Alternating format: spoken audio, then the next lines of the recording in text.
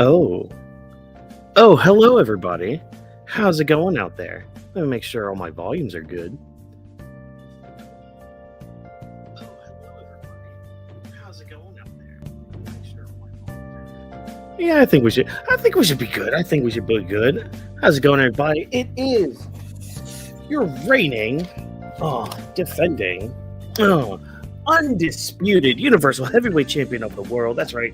Watkins is here, and yeah, this is the first bit of solo content I've done in quite a while. That's not a short or anything. So yeah, it's been a fun year. It's been a fun 2025.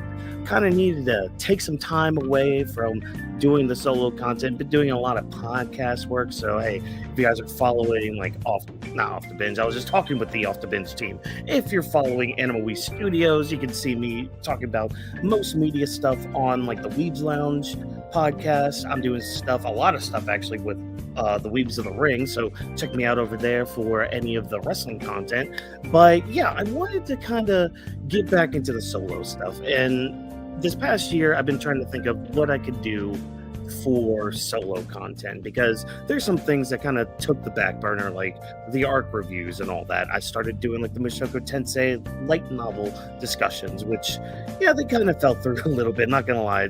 And we'll talk about Mushoku Tensei here just in a little bit, but I at least wanted to come on here. Let me also make sure we're good.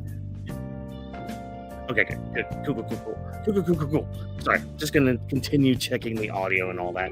But yeah, I wanted to come on here to like also give a bit of a channel update as well before we dive into all the things that I've consumed in 2025. So what I want to do with this channel now, and you guys have probably seen some of this already, I've been putting up some VODs from some gaming streams I've been having lately. So probably going to be putting some of those up for everybody. I do want to get back to the arc review videos. So I'll be going back to like the Dragon Ball ones, because I did finish, King Piccolo, obviously, so I do want to go back and reflect on that a little bit in single format, but I do want to get back into the series and revisit some things from Dragon Ball and all that, so I do want to get back into those. And the series I plan on doing after that, we'll just have to wait and see with that. But I also want to do like the JoJo live reactions, because I haven't read a chapter of JoJo since I stopped doing the solo content. So yeah, I do want to do like a catch-up stream, so be on the lookout for that, probably on Tuesday. I think I'm planning on a Tuesday live stream for that, so hey, stand by for a live stream of JoJo's content. That'll be fun. But yeah, so we're going to be doing a nice little tier list of all the media I've consumed last year. Now, I say that, and it's really not too much. I thought it was going to be a lot more, but really a lot of it are like the same game or something. So a lot of them kind of go into the same category, but there's going to be some stuff I'm going to be wanting to talk about that I don't talk about on a lot of other platforms. And might have some friends join me here as well later on. But yeah, but we'll see when that happens. So I'm at least going to get the tier list up, so that way we can at least see what I have. I'll keep those two up actually. Yes, I'm gonna do that. Bam. All right, there we go. Here's my tier list of all my media. In fact, we're gonna make me bigger, I think. Oh my god, not that big. Not that big. Let's see. How about this? How's that look? Yeah, let's try that. And hopefully, if anybody else comes in, they're able to go right next to me and all that. Let's see. Water. But yeah, hopefully everybody out there is having a good time and all that, having a good day. Be sure to like the stream too. Every like you send is a treat for Sydney, and she's a good girl and all that. She's laying right here and everything. But yeah, like I said, content will be slowly coming back. I do plan on utilizing shorts a lot, so any other manga that I read or anime or just anything in general, you might see some shorts on. But when it comes to long form stuff, I do want to return back to like the arc review stuff, the monthly JoJo reads and all that, so that'll be happening here soon. But just to kind of briefly see what I've got going on. Yeah, so we've got about 50 pieces of media. Uh, I think my final count was like 47, 48. So I did have to add a few things here at the end of it. Oh wait, no, it's right there, 48. So we've got 48 pieces of media that we're gonna go through. I didn't put them in any order. I may have changed like a couple things here and there just to kind of get conversations started, or like near the end of the stream. Probably not gonna have much to say about some of those things.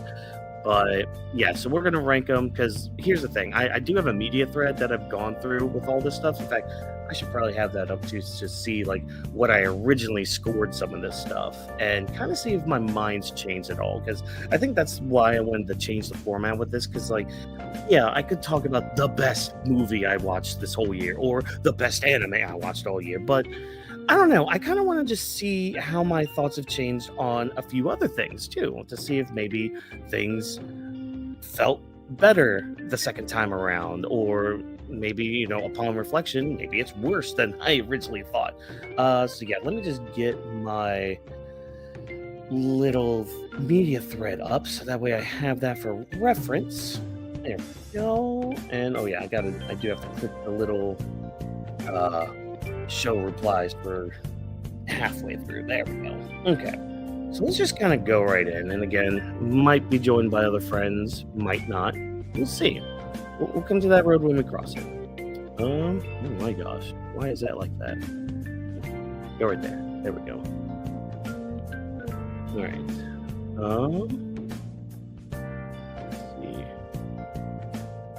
No, not that. Why does that look like that? Why does my screen look like that now? Whatever.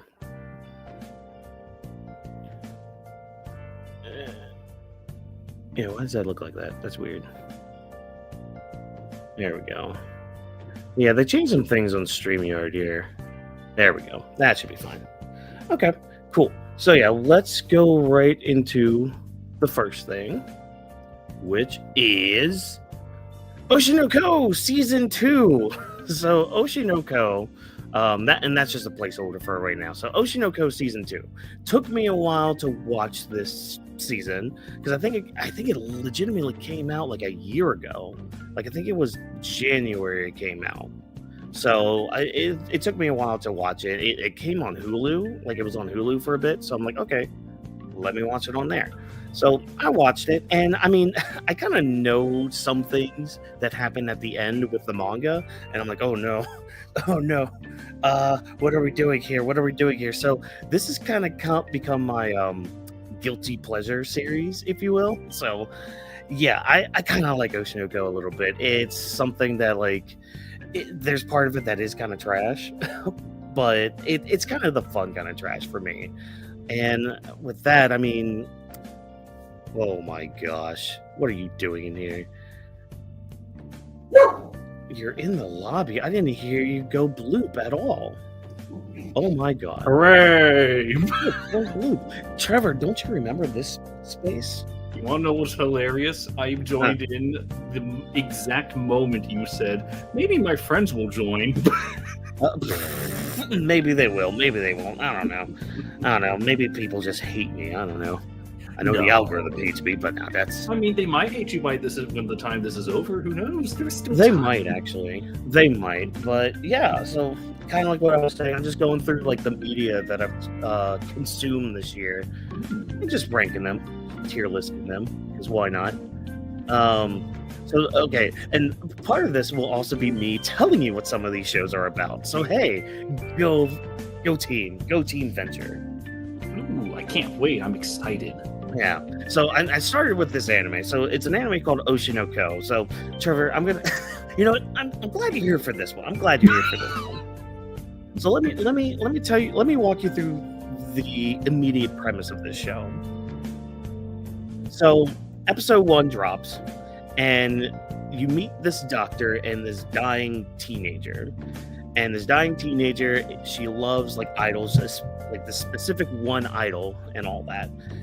She ends up dying and everything, and the doctor ends up actually taking care of the idol, who's now pregnant with twins. Okay, cool, neat. Well, the doctor ends up dying, and what ends up happening is the doctor and the original girl end up being reincarnated as the as the idol's twins. I see. Yeah. But wait, there's more. Because spoiler alert, I mean, this is in episode 1, so it's whatever. But spoiler alert, Idol dies because of a crazed fan who just arrives to her apartment, stabs her, and like right in front of the kids too. So like they're traumatized for life. Oh, goody. Yeah. So now we have this revenge story because the doctor, because there's this whole thing with like he had this connection with the girl that he was taking care of.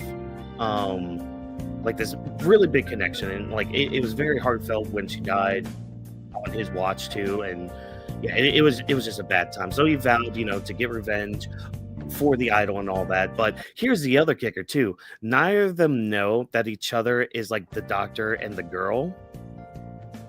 So like they keep referencing each other. And here's the kicker too. The girl had a crush on the doctor. Oh. Yeah. So Oh.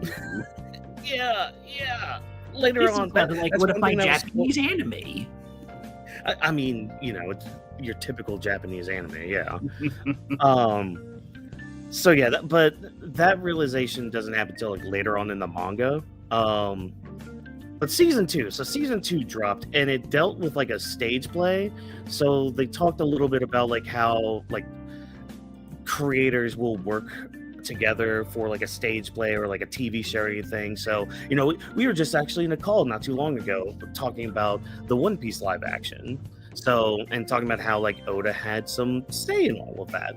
So it kind of goes into that a little bit, how like some creators may be a little too hands-on and like not thinking about, okay, what's the difference between my manga and it being adapted into like a live action kind of thing, or like in this case, the manga into a play. Because it's like, okay, some dialogue may not go through the correct way or like be interpreted the best way, rather than like compared to the manga or like the stage play and all that. So like some things have to be altered to really kind of convey like the emotions that they're going through and all that. So it does go through that just a little bit. Character wise, like it goes into some character development for some of the characters, which is really nice. It's still my trash manga anime though. So, but I am gonna put it in B tier because I did like it. I did like the developments that they had with some of the characters and all that. Nice. Alrighty then, I will take your word for it. It's straight second. Oh yeah, I got it. Oh. Alright, you too.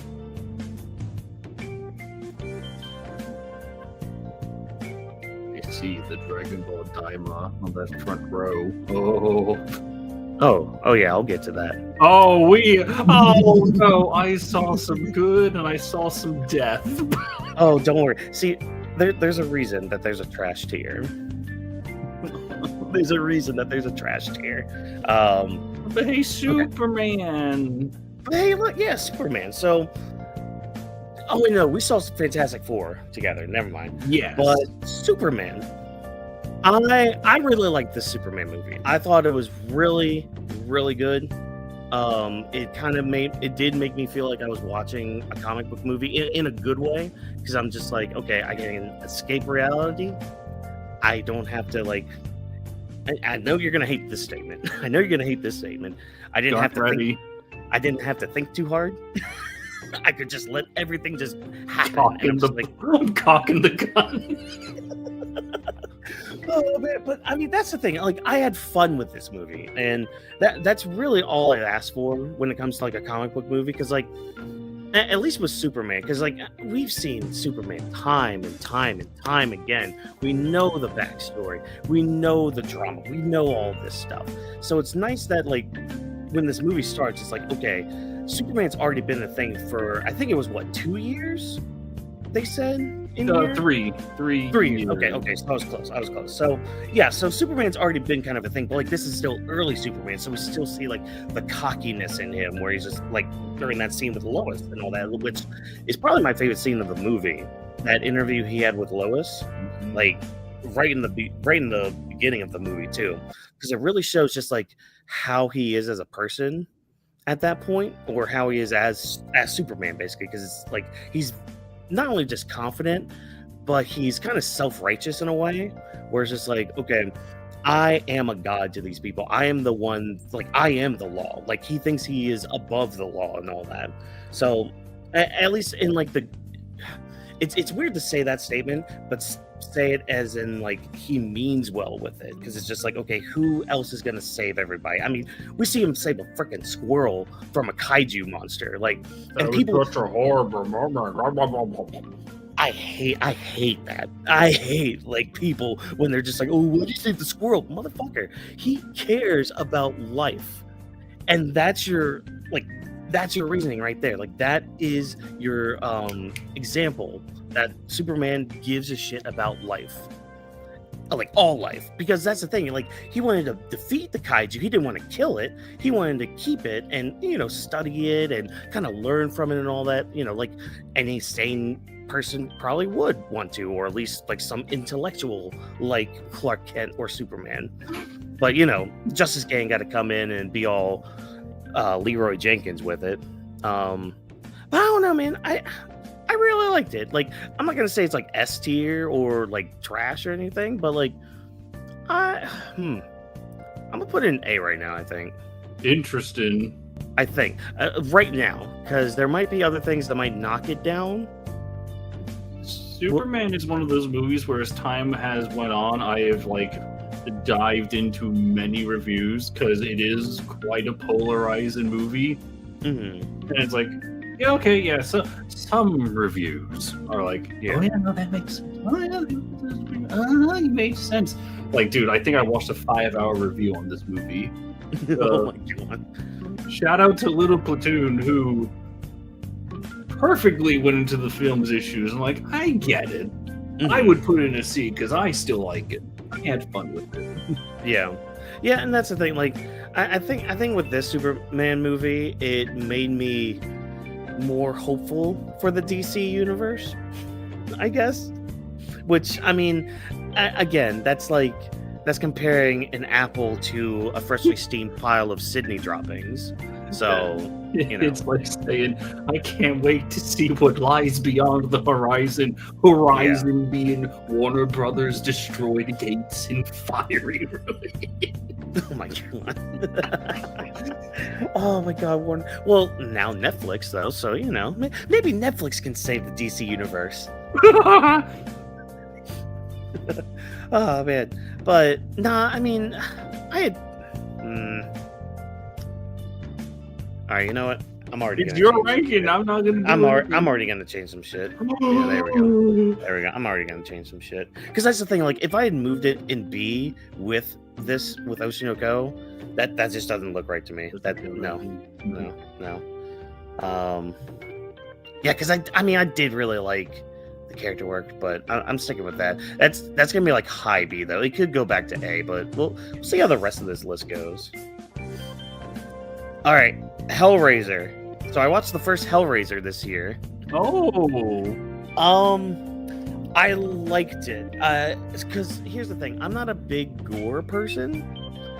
And I watched this I was actually in a Discord call, and me and my friend dropped this box, who, one of the co-hosts for Weebs the Ring. We watched it and all that, and like it was good. But again, like I'm not really a big gore person, but even with this, I'm just like, oh, okay, like everything basically looks fake, which is perfect for me because I'm like, okay, great, I can stomach all this because it looks fake, it looks campy, it's great, it's a lot of fun. But I don't think I can rate it.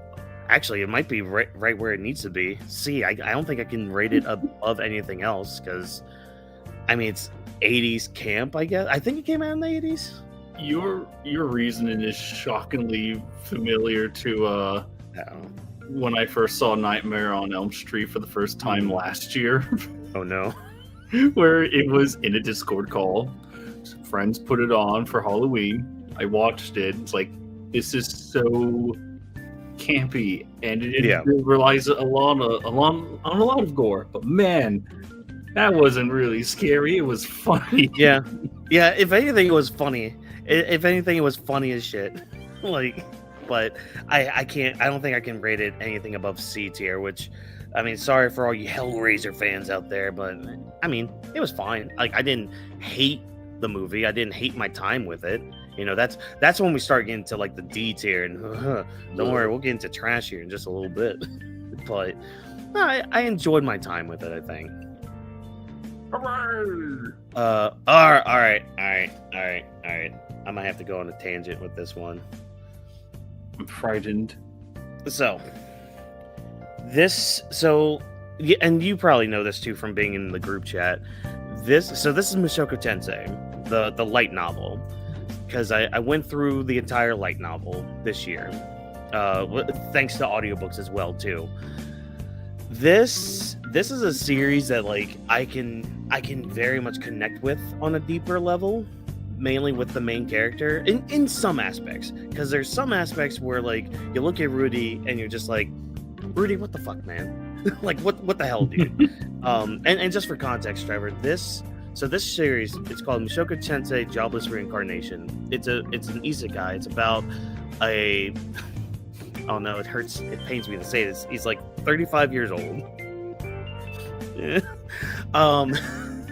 So a 35-year-old ends up getting hit by a truck, but this 35-year-old, he's a shut-in. Like, he's been a shut-in since high school because he was bullied like very badly, like to the point where bullies stripped him naked and tied him to like a fence, and everybody laughed at his fat body and all that. Like, yeah, it was some bad shit. Like, scarred him for life. He couldn't go back to school, all that stuff. So ends up getting run over by a truck, reincarnates in a new world. So yeah, cool. So this is his story with it, but like, he's kind of a piece of shit guy. Like a very much piece of shit guy, mainly on like the perverted scale, but that's all I'm gonna leave for there.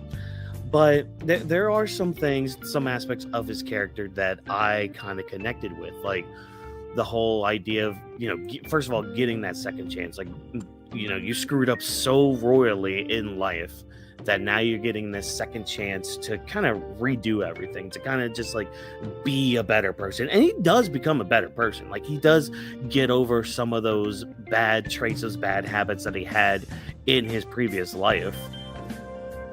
And you know, he ends up, you know, being able to make his own family. He ends up having like 3 wives for one. So there's that. Oh. Yeah, 3 wives and like 6 kids. Yeah, some like, I think it's like 6 kids.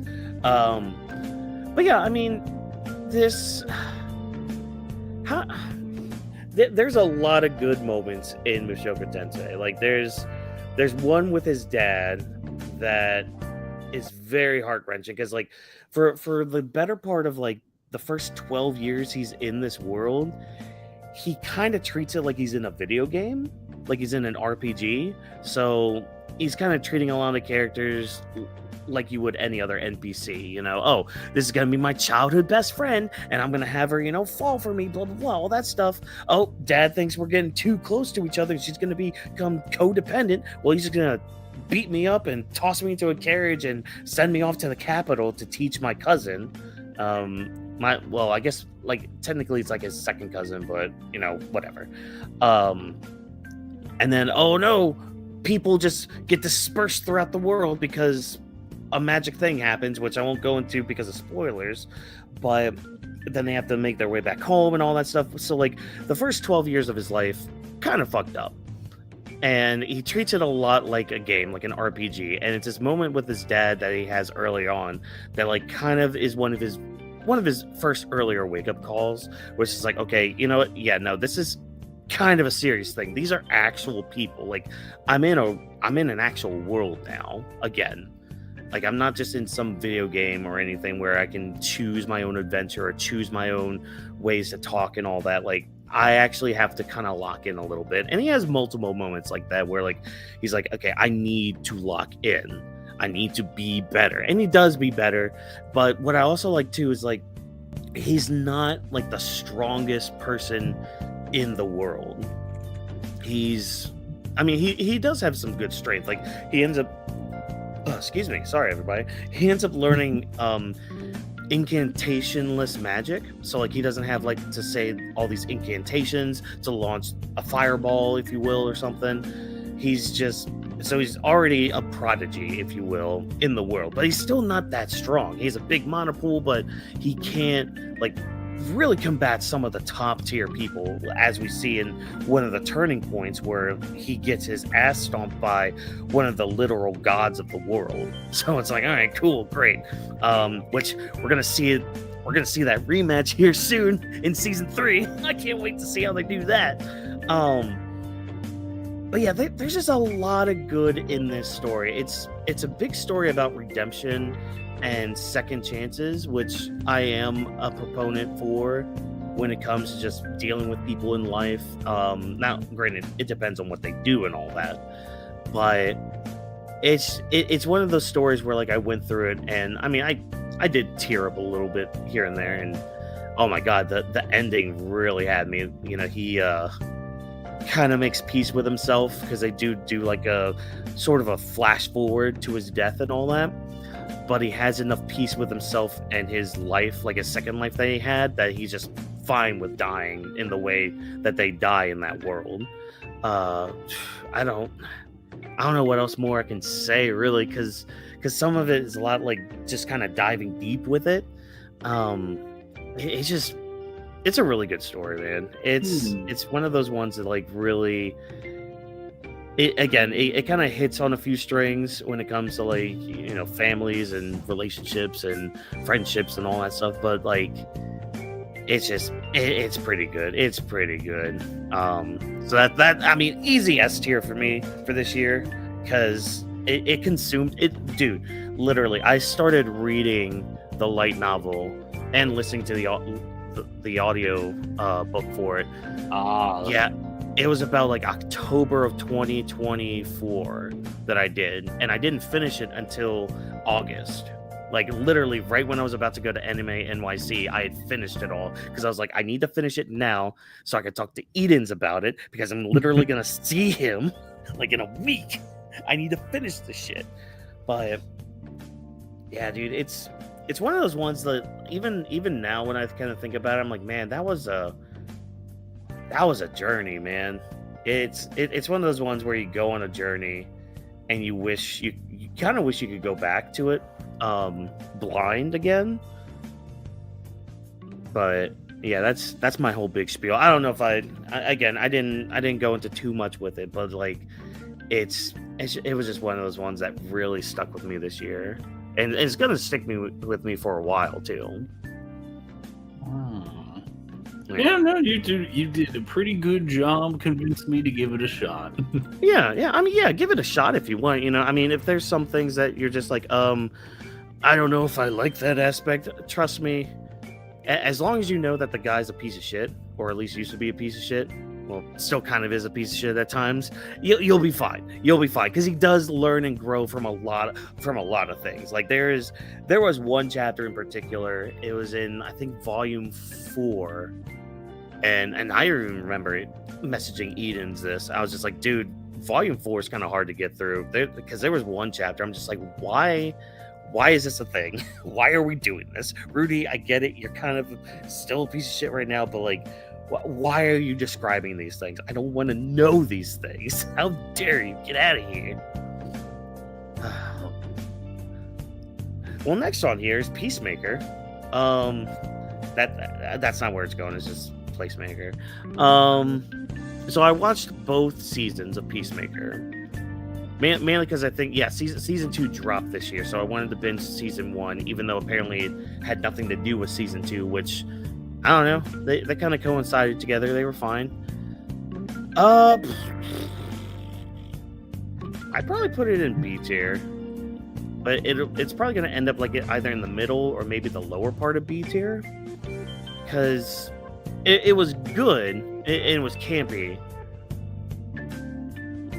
That was about it, really. I have no knowledge on the show, like, so I believe no, you. you're fine. Because, like, I mean, John Cena does really good as playing Peacemaker. I think he does really well. Season 2 was more about Peacemaker than the others. which I mean is fine, obviously, because the show is called Peacemaker. But it really kind of delved a little bit more with like his mindset with a lot of things, and him kind of being more buddy with his team and all that, and them just kind of getting away from the from the government and all that, kind of doing their own thing. And unfortunately it does end in a cliffhanger where, you know, spoiler alert, he does get captured and thrown into a different universe. So I don't know how they're gonna tie in. Is that the explanation of how they're merging universes and whatnot? Apparently, even though, so like, here's the thing, because like his dad had this room in season 1 where it's like it was basically another dimension, he said. So okay, fine, cool, whatever. But that's where he kept all his weaponry and everything. So season 2 dealt with that room and dealt with like that portal, because Peacemaker ends up going into there and he discovers a parallel world where his brother didn't die and his dad's still alive. So he's just like, oh shit, this is like my perfect universe. But then the Peacemaker of that world follows him into like this pocket dimension or whatever, and Peacemaker ends up killing Peacemaker B, I'm gonna call him. So now that he's dead, it's like, okay, well, now World B doesn't have a Peacemaker. So our original Peacemaker goes into World B and basically starts living his life, and it's just like, oh, the girl I like is like almost my wife, or they had a thing, but he's trying to rekindle it in that world. And whereas with like the original world, everyone's trying to find Peacemaker. They're trying to get him. They're trying to get the tech that he has, because apparently it's a supposedly alien tech. I'm just spoiling everything for Peacemaker. I don't give a shit about that. That's how much, you know, this show was. But yeah, it does end up being, which I think the kicker, you might have seen these spoilers going around. You might have seen this reveal going around, because it was like, I think it was like the second to last episode or like the third to last episode this got revealed, that World B ended up being a Nazi world. So I love a line somebody had. They literally look at Peacemaker, they're just like, dude, this is your perfect world? And he's just like, I didn't know. And the camera turns, like pans over, and there's a huge big wall that has Hitler's portrait on it. Like massive. What? It's exactly, it's just like, dude, how did you not see that? Like, what? Oh my god. So yeah, they're in Nazi world, which, you know, nobody dies from except Peacemaker and Peacemaker's other dad now. But it was kind of fun. Talk about it more, it's probably a C tier, probably above Hellraiser, I think. Yeah, I kind of talk more about it, but because that's the other thing too, like a lot of it was just kind of filler, just like filling in the time and all that. So I'm just sitting there like, okay, well, let's move on to the next story beat. Like, see, this is my one big problem with shows like Peacemaker or like whatever the MCU does, is they should have just been movies. Like, if we're being honest, they should have like trimmed a lot of the fat on some of these shows and just made them either a movie or a set of movies. I never understood the idea of these shows. Like, I don't know, have you read or seen anything about why they do some of these shows, or is it just like, is it really just budget shit, or I don't know anything about Peacemaker. I kept my nose out of it. Yeah, I mean, again, it was fun and all that, so but we're done with Peacemaker. Donkey Kong Bonanza, there we go, right where it goes. All right, next. So Chainsaw Man. You feel my glare, young man? No, don't worry. This is is it A or is it S? Here, okay. So, because it was a lot of fun. It was a lot of fun. Like, it has a lot going for it. It's basically Donkey Kong Odyssey. Yeah. And that's not even like a bad thing, because Odyssey is fucking great. Mm-hmm. You brought in the king. He's back. He's back after all these years being sidelined in side games. He's back. And that final level, dude, with fighting him after he absorbs, like, gets that power and all that. Jesus Christ. You want to talk about a you want to talk about a difficulty spike. Yeah, it's right when it's like that final level you go through. With New Donk City, you mean? And all the way through the boxing fight? Well, even before that, like when you're going into like the depths of like the banana gems and all that, like with all that stuff, like even that was kind of difficult at times. Like I don't want to say I struggled, but there was a few times where I'm just like, okay, I have like 2 health left. I need some health. Why is nothing giving me health at all? Why? There's so much love put in that game. Like the There fact is. that they kept teasing the Kremlin since the beginning. Yeah. Also, the music is one of my favorite Donkey Kong soundtracks. Out of all of them, that is a bar that I thought that I would never be able to say, oh yeah, you did. You beat DK64, or oh no, you beat Donkey Kong Country. Haven't quite crossed 2. But man, Bonanza, you're up there. I love you so much. Yeah. Plus, like you had little Pauline there, and she really made the game for me. I think I thought her character arc was really good, and plus her coming back at the end was really adorable. Like I not gonna lie, there was a little bit of swell in my eye. I'm just like, oh, okay, all right, Pauline, I see you, I feel you. So. That's exactly why it all belongs in trash. So, you know. Zebra. Oh, but no, it's S tier. It's S tier. I mean, it's the only thing that holds it back was that really stupid DLC that they charged $20 for. Oh yeah. I mean, it was cool that you got to go back to DK Island, but I don't even want to say it's that good. Because it was just like, here's the islands. Like, what do? You smash crystals. Are there any other references aside from the island? No. Like, oh. I mean, to be fair, the whole game is basically breaking everything. So, you know. It's like, it's gone to the point where it's believed, like, wait, you guys cut this out of the game, whether it was Big Dad Nintendo that said that you cut it out, then you had to put a price tag on it. Yeah. Yeah, no, it's an easy S tier. I mean, because I didn't play the DLC, so, you know, I don't have to worry about that. I played the base game, and that was enough for me. And I think that's what it's going to probably keep it on the lower end of S tier, is I don't know if I'm going to replay this game or not. Because I did spend a lot of time just breaking everything. That was a lot of time. Like, that was a lot of time. A lot of gold. Like, I focus a lot with, like, the tie to get chests and all that. So I'm just, like, I'm literally just breaking all of the ground, that all I can and all that. Like, some of my upgrades were to make my fist stronger so I could break the ground easier without transforming. To be fair, I can actually do the same thing with Mario Odyssey, where I adore that game. It's one of my favorite Mario games, but I completely understand if someone said it's a one and done. Yeah. Like, I've tried replaying it. Especially if you go for 100%. Yeah, fuck that. I've learned from Sunshine not to do everything. Who would ever try to complete Mario Sunshine to this day? Pachinko. Man. But yeah, I mean, that's just the thing. Is like, I've tried multiple times to replay Mario Odyssey, and it's like, yeah, this is still a really good game. I'm not getting past New Donk City though. Like, that's pretty much my stopping point every time I replay it. Unless you have mods installed, but even those are finicky. Yeah, exactly. Okay. So Chainsaw Man, the Rize movie arc. I'm just gonna go ahead and put it in S tier because that's where it's going. This, and I'll say this too on Anima W3 Studio, Weebs Lounge this week. This is probably my favorite movie of the year.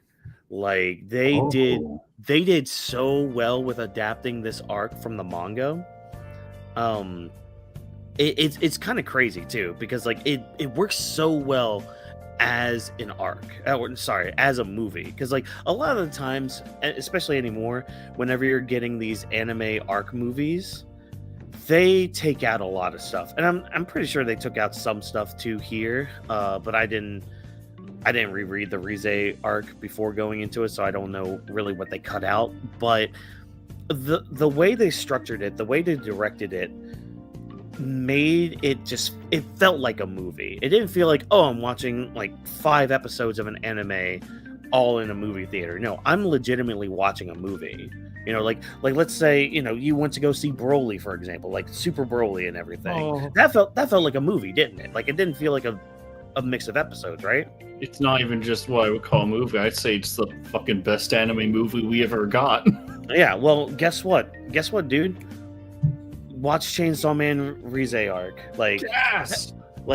That's the thing. First season's like about 12 episodes, I think. So easy binge for you. And it's dubbed. Got an English dub. We actually interviewed the English voice actor for Denji, the main character. So go check that out, with a cheap plug right there.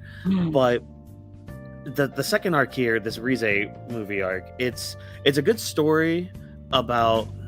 Some people will say, oh, it's a good love story and all that, but like, it's really a good story about teenage hormones, because, and especially with like a teenager that doesn't really have a lot of females in his life, and when he starts kind of getting some in his life, he kind of starts thinking, oh, this one's hot, this one's hot, this one's hot, this one's hot, this one's hot. You know, they're all beautiful women and all that, and like, because there's literally a scene where he starts thinking about like the four women that are in his life, Rize being one of them that he just meets in this movie.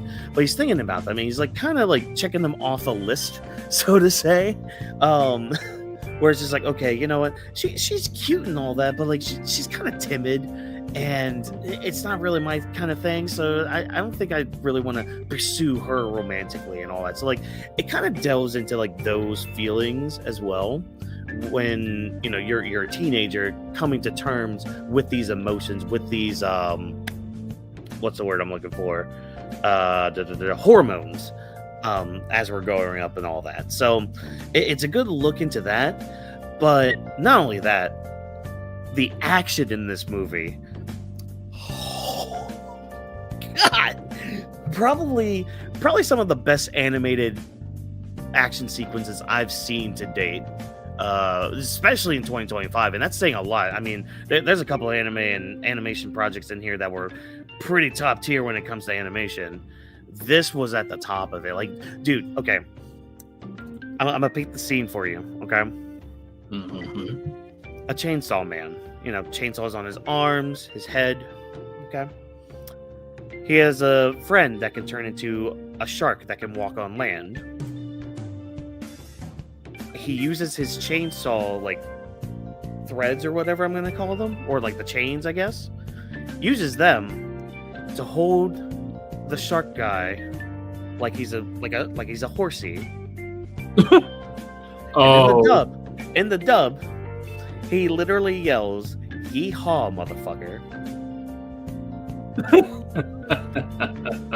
That's kind of batshit things that you can expect from Chainsaw Man, but it's so fucking cool.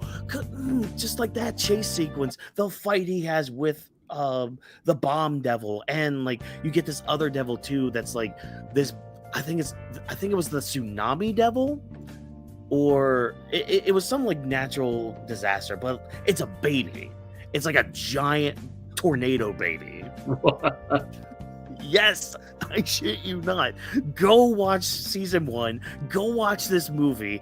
It's really good, man. It's so good, and the ending is kind of heart-wrenching too, because and this is one of those things where it's like good to interpret what you want out of a series, because it's like, okay, what were her actual intentions in certain aspects? Because like she kind of contradicts herself at some points. It's, oh my god, it's really good, and it kicks off a really good arc for Chainsaw Man, leading into like some of the best stuff in Chainsaw Man, if I'm being honest, like in the whole series. It's good. You should. I think this is definitely something up your alley. I know that for a fact. Yeah. Intriguing. I shall take your word for it. Speaking of trash, here we go. Expedition 33. All right, next up. Who No. even likes playing that game? Who enjoyed playing it, huh? I mean, I did. And probably no one did. Not a soul. Actually, yeah, I'm put it right there for right now. Expedition 33.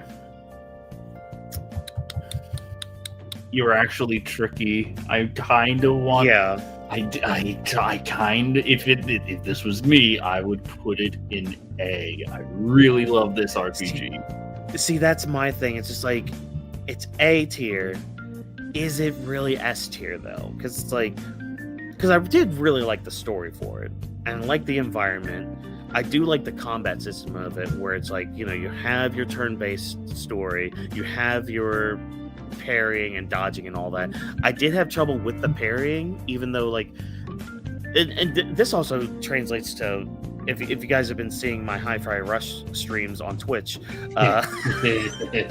parrying, oh my god, dude, I hated parrying. I did that the last stream I did, and it was dumb. It was dumb. I was literally clicking the B button on the beat, and I'm just like, I'm clicking it. What are you doing? But then for some reason it clicked in my head like, oh, wait a minute.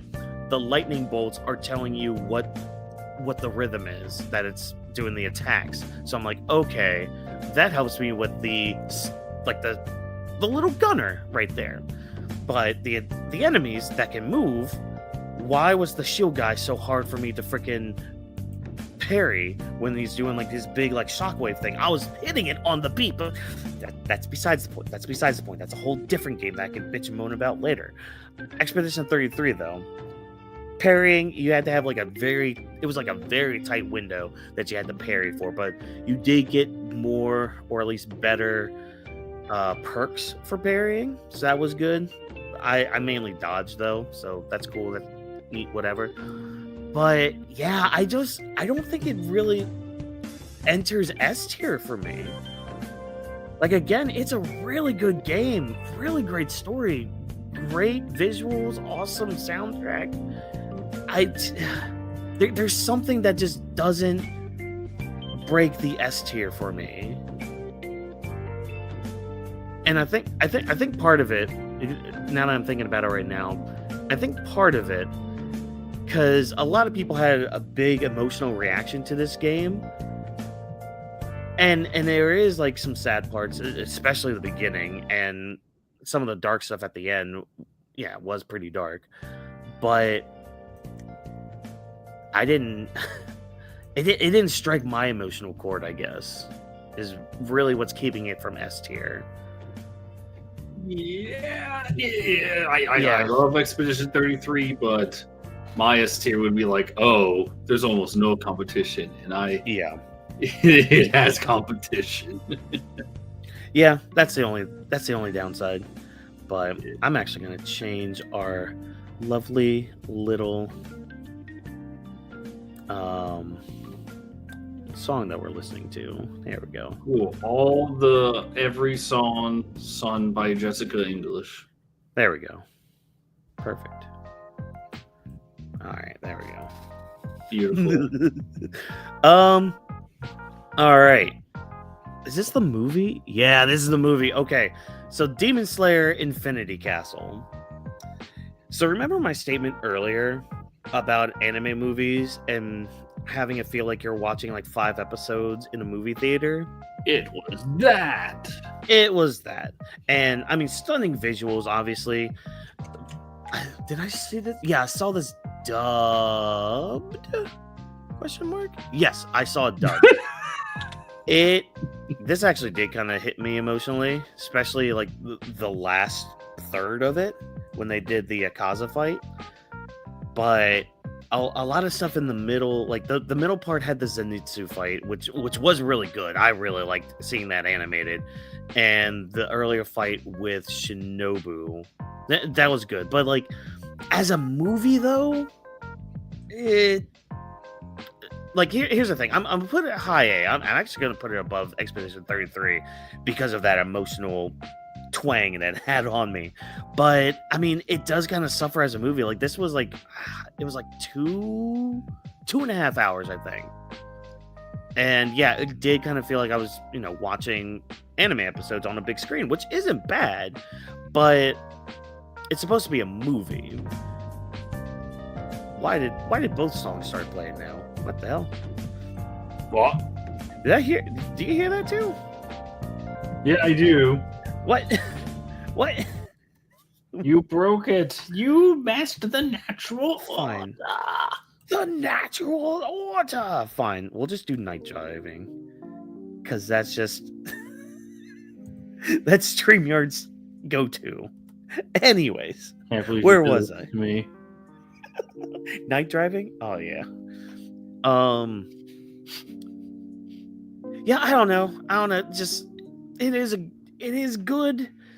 It's just... I think the pacing really puts it down for me. From making it S tier. Yeah, I'm gonna leave it at that. By the way, this is a blast from the past, which is fitting because Dragon Ball Daimo's up next. But look at my avatar. Oh wait, hold on. Let's see. Like a duck. By the way, we missed a special. Come again? Maybe you watched it. I don't know. Duck the Halls. It's the special where Donald Duck tries to stay through Christmas.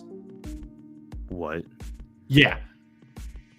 Okay. I found it the other day by chance because Becky and I were trying to find something to watch, and we just happened to go on Disney Plus, and the first thing that popped up and recommended was Duck the Halls, Wonderful World of Mickey Mouse special. I'm like, this doesn't look familiar. You can't do this to me. And then we did it. And I was like, all right. So hopefully by the time I'm done with this. Yes, we're watching that. Absolutely. Okay, good. Perfect. Okay, so Daima. Ooh, this is so hard for me. It is because like on one hand, it is a love letter to Dragon Ball, and it's Toriyama's final work, all that stuff. The fight with what was it, Tamagami 3 with Goku? All the fights. I mean, all the fights, good. yes, but that Tamagami 3 fight. Oh, but it was almost perfect. It was almost perfect. It just needed to be longer, but that's just me. But Majin Buu, Goku, Vegeta. Dooku. The big downside was that Piccolo didn't do much. God damn it! Well, he was there. God damn it! This would be like. Too. I would put this at the highest of A, if not the lowest of S. I am one of those weirdos that will defend Daima happily till the day I die. See, yeah, because, man. Because I was thinking A. Some people think that, it's a slow burn, therefore bad. It's not Dragon Ball. No, like, no. Motherfuckers. That is Dragon Ball. Dragon Ball itself is a slow burn. What are you talking about? Yep. Oh, it's boring. It's like, that's a you problem. Yeah. That's not indicative of the quality. I hate when people use that as a freaking way to be like, oh, that's why it's bad. It's just like, no, that's you. You have no investment in it. Therefore, you saying it's boring doesn't mean anything. Like, you can look at an old movie from like the 40s that's praised to God knows how end, but it's a movie from the 40s. So the way they did movies back then, taking that word, were kind of boring, I cannot wait to watch those Disney movies with you, and then we have a submission. It's like, how good were the classics? Oh wait, shit, they're probably they were good. Yeah, and I would kind of agree with you with A. It probably under Expedition 33, I think, because there were some draggy moments. Like, let's not lie, some of the stuff with like some of the goons, like their Temu Ginyu force that they had. I mean. Their most memorable moment was going into a grocery store.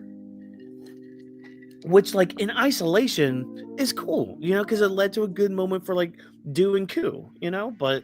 It's like, at the same time, why are you guys here? What's going on? Yeah, and there was, like, some moments, too. Like, I think when they went to the Namek planet, it felt like they were around that second universe very quickly. Or, no. It was the giant planet or universe or whatever when they were there. I Oh felt yeah, like that. it just lasted for an episode. Yeah. Well, I feel like that should have been earlier in the series because like it kind of fits in a weird spot because like things are kind of starting to ramp up around then, and then you have this whole episode of them having an adventure on the giant planet, which the episode itself it is really fun. I think it's just the placement of that episode. Maybe place it a little earlier when we're still kind of doing the happy-go-lucky adventure type feeling. Oh shit, we need to gotta get the Dragon Ball. We need to get our soul back together and all that. Oh yeah, no, you're correct. Yeah. So, but I mean, A tier. That's pretty much where I was gonna put it, anyways. If I was gonna be biased, Mm-hmm. out of love, and I would fight this to the earth. If this whole theme was of just like moments, Mm-hmm. Super Saiyan 4, all of its runtime would be at the top of S. I do not care what the other themes in your list are. Dude, I'm more a fan of the tiny version of it because I think the giant fists work so much better with the tiny version. Dude, I agree. I love Mini Goku. But at the same time, Hawkins, my boy, my bro, my best man, dude, the combo Goku does on no, I just had his name. Not Glorio, the Goma. Yeah, Goma. The combo of just like one punch, two punch, hands together, scream, ah! Yep. Slam him into the ground, punch him, do a Kamehameha, blast him through the fucking gut that goes across the entire demon realm. Oh, so good. So freaking good, man. Like Toriyama action, because I'm pretty sure he's the one that coordinated all that, like, or at least drew it, gave the rough forward ideas, like, guys, just follow my vision. Toriyama action is something that I have missed for a very long time. Yep. Good fight choreography is something I've desperately missed, and some series still do that too. But yeah. Oh yeah, dude. If anything, like any Dragon Ball project going forward, I think they need to take lessons from Daima in terms of how to do the action scenes, because Toriyama action, it's unmatched. Yeah, it really is. Also, I just realized I haven't been doing time codes, but I'll do that later, people. I'll do a quick scan of it. That'll be fine. It'll be cool. Yeah. Daima's an A. Daima's an A plus. I'm sorry, that Tamagami 3 fight, like that. You saying that thing about Toriyama fights, that's exactly what that Tamagami 3 fight was. That was just straight up Dragon Ball, just fisticuffs, Goku learning as he's fighting and also testing himself too throughout the fight. It was so good. And the power pole came back as a weapon. Finally. It was so cool. Honestly, one of my favorite fights was Goku against Majin for I don't blame you. You. Last that long. I fucking love that fight. Dude, the callback to like Gohan running on the hills from the DBZ opening. And plus, wins Super Saiyan 3, so that was cool. Granted, that was the Goma fight, but he still Vegeta got Super Saiyan 3 and he actually used the lightning from Super Saiyan 3 as a weapon. Oh, so good. So freaking good. Toriyama, I miss you. Speaking of things that are so freaking good, Happy Gilmore 2. That's going oh shit, I forgot that happened. Yeah, it did happen. Not sure why, but it happened. Like, well, I mean, Adam Sandler, he wanted to go on another vacation, take his friends and all that. So I don't know why this movie existed in the first place, besides what I just said. And yeah, that's why it's in D tier. Like it was fine in parts, but you can just skip that one. Okay, I have conflicting feelings about this. It's not going in D tier. It's not. Ghost of Yotem. So, because I remember you were in group chats, you've been in calls where I was just like, oh my god, Game of the Year coming out October. Game of the Year coming out October. I can't wait to play Game of the Year this year. And you know what? There was a lot of awesome aspects to Ghost of Yotem. I don't think it lived up to my expectations, though. Oof. And don't get me wrong, like here's the thing, it's gonna go in A tier. In fact, it's Very low A by how you're describing this. Because here's the thing. Oh man, this might actually bump you down. Yeah, that's better. That's better. Yeah, bumping Demon Slayer down for that. Because I do still love the game, and I loved the fights that you did, like the duels and all that stuff. But I do kind of agree with some of the criticisms. It was there was a lot of similarities to the first game, and where they did expand on a few things and change a few things. Like instead of doing like different sword stances in this game, you had different weapons, and that's great. That's cool. Like I can use a spear now. I can use this I forgot what it is. It's like the sickle and the ball and chain and all that. Like you use two sword style. You get to use freaking Sephiroth's sword in the game. Like that's cool. That's neat. But I didn't really feel like I needed to use those weapons at times. Now, granted, I did, switch off here and there, but if you wanted to bull rush through it, you don't have to, but it does make some fights easier. Cinematic wise, like this game is very cinematic, and being able to switch between having just like the regular, looking screen to black and white, like you're watching a samurai movie. Like I shit you not, I sent a plethora of clips to Trevor and some other guys while I was playing this game. Like, oh my god, guys, look at this shit. Like I actually took the time to like make sure I recorded almost every duel I did. And I made sure to change it to like the black and white look of it, because it also filtered the music a little bit too.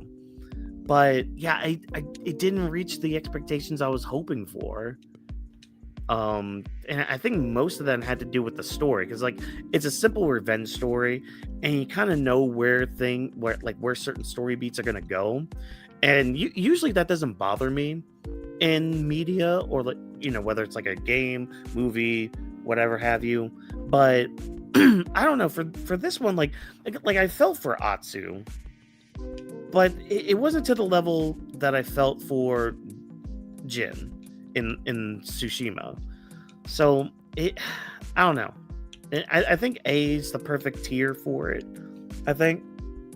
But I hope when they do a third one, which they probably will, I hope they do something, and I can't really say what I would want changed, but maybe it is just the story. Maybe it's just the story itself. Like, make it feel like I do have to go around to these places. Like, yeah, you're going around searching for the Yote 6, searching for clues and all that, but I don't know, maybe a few more twists and turns in the story would have helped. But that final duel you had with the final boss was really good. I will say that. And like most of the duels you did have with the Yote 6 were good. But yeah, I don't think, like, feeling wise, it didn't reach that S tier for me. Oh my. Yeah, which sucks. But yeah, that's still made it high. There's something. Oh yeah. I see. There's part of me that would put it over Daimo. Don't you fucking dare now. Hold on. I mean, I'm more. Daimo has too much nostalgia to it, though. So nostalgia wins. Hey, look, Batman: Arkham City. So be very careful. So this one I kind of cheated with, because I started playing it at the end of 2024, but I finished it in 2025. So that works. I'll take it. Exactly. So yeah, that's why it goes in trash. It's the worst game ever. Listen here, motherfucker. Hey, what's up, Rev? In my ass. Yes, I did rank the Rize movie in the right tier. Thank you for that. It does belong in S tier. Arkham City, though, because it is, man, I do love this game. And this is like the version on the PlayStation that has like the Catwoman stuff in it. So I got to play some of that stuff for the first time. It was really fun. It is gonna go in A tier, I think. Look, this is my tier list, damn it. God damn it! I'm dying.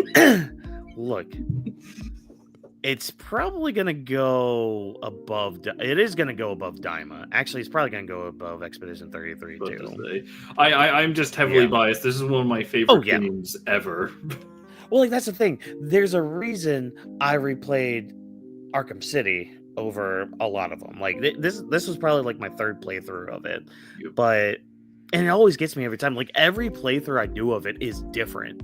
You know, it's like one playthrough I actually do focus on some of the Riddler trophies on my way to some other spots. Oh, I'm actually going to do a lot of the side stuff before like all these missions and all that. Like I'm actually going to level up before this. Oh, like a sane individual. Great. Yeah, exactly. You know, so, oh man. Yeah, City's really good though. City's just really good. I think the only reason I'm gonna keep it off of S tier is because it was in that weird in between stage. But man, it was. I also played this while I was sick over last year's holiday, so I'm just like, hey, let's get through this. But oh my god, it is still a really good game. Plus. The costumes, I played as the Adam West Batman with that costume for most of the game. It was great. It was fun. Oh, dude, I feel like the most popular costume that most people would play is the animated one from 1992. So, Raph, I would say this. I would put it above Asylum. I think if we were talking about those games.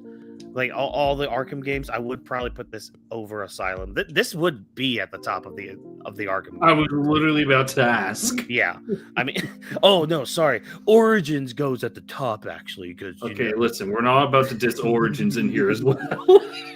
No, Origins is good, dude. I wish I could replay it. I just can't find it for some reason. Like for PS, you need a PC, my friend. We need to get you one of those confounded contraptions. Hurry up with that. But yeah, Arkham City is great. It's a fun game. Has Been Hotel Season 2. Just go ahead up there. There we go. All right. So next on the list, dude, I hope Edens watches this part, because I feel like the moment that you got to Asbito, he's probably laughing as well. He and I have been on a journey, man. Oh wait, do tell. So, you were roped into some of this as well. Mm-hmm. But you know how after the show came out, we kept seeing the bad faith criticisms, and we kept seeing like critiques that weren't even critiques. It's those like non-statements, like it sucks because of this, and it's like, where's your proof? Yeah. My sources, I made it the fuck up. Yeah. He and I went on like this journey, and it's trying to find one Has Been Hotel Season 2 review that actually uses logic. What? And reasoning. A good review. And spoiler alert, several of the big channel reviews that we've been sending to each other, we died. We couldn't get through them. They sucked. Oh my god. But there were a few from like lesser known channels, and it's like, wait a sec. Are you using logic and reasoning with the writing of the show to boost your arguments and not just make it up? You can't do that. You can't do this to me. So through the course, I think our sentiment is that like, oh yeah, you know what? When the reviews put it like this, and you lined up like this, Has Been Hotel Season 2 has many flaws. But then we ultimately wind up as like, yeah, but we still like it though. Yeah, that was the journey. I mean, you'll see that reasoning with another show that we'll get to later on. But yeah, I mean, Season 2 was just really good. I mean, dude, it literally kind of changed our whole dynamic in our group chat. It It really kind of did. It kind of did. And I mean, oh, dude, the soundtrack alone, man. Soundtrack is amazing. I mean, and you said it too when we were talking that one night as well. Like, you can really tell the difference in quality between both season 1 and season 2 soundtrack. And the main thing with season 2 is you felt this confidence in everybody, not only just like the voice actors and singing and all that, but even just the way songs are written and produced and just orchestrated and all that. You can feel like this level of confidence. They're like, okay, you know what? People dug season 1. They were singing some of the songs, especially mainly one of them. But hey, there were also some other sleeper hits in that season. This soundtrack has like 5 or 6 songs that I'm just like, you're top of the list. Like I did a tier list with Neko on her Twitch channel. We tier listed all the Has Been Hotel songs. A lot of Vox's songs were in S tier. Like a lot of them. If anything, and I pushed for this, and this might seem sacrilegious to what's his name? Shoot, why am I bad with names right now?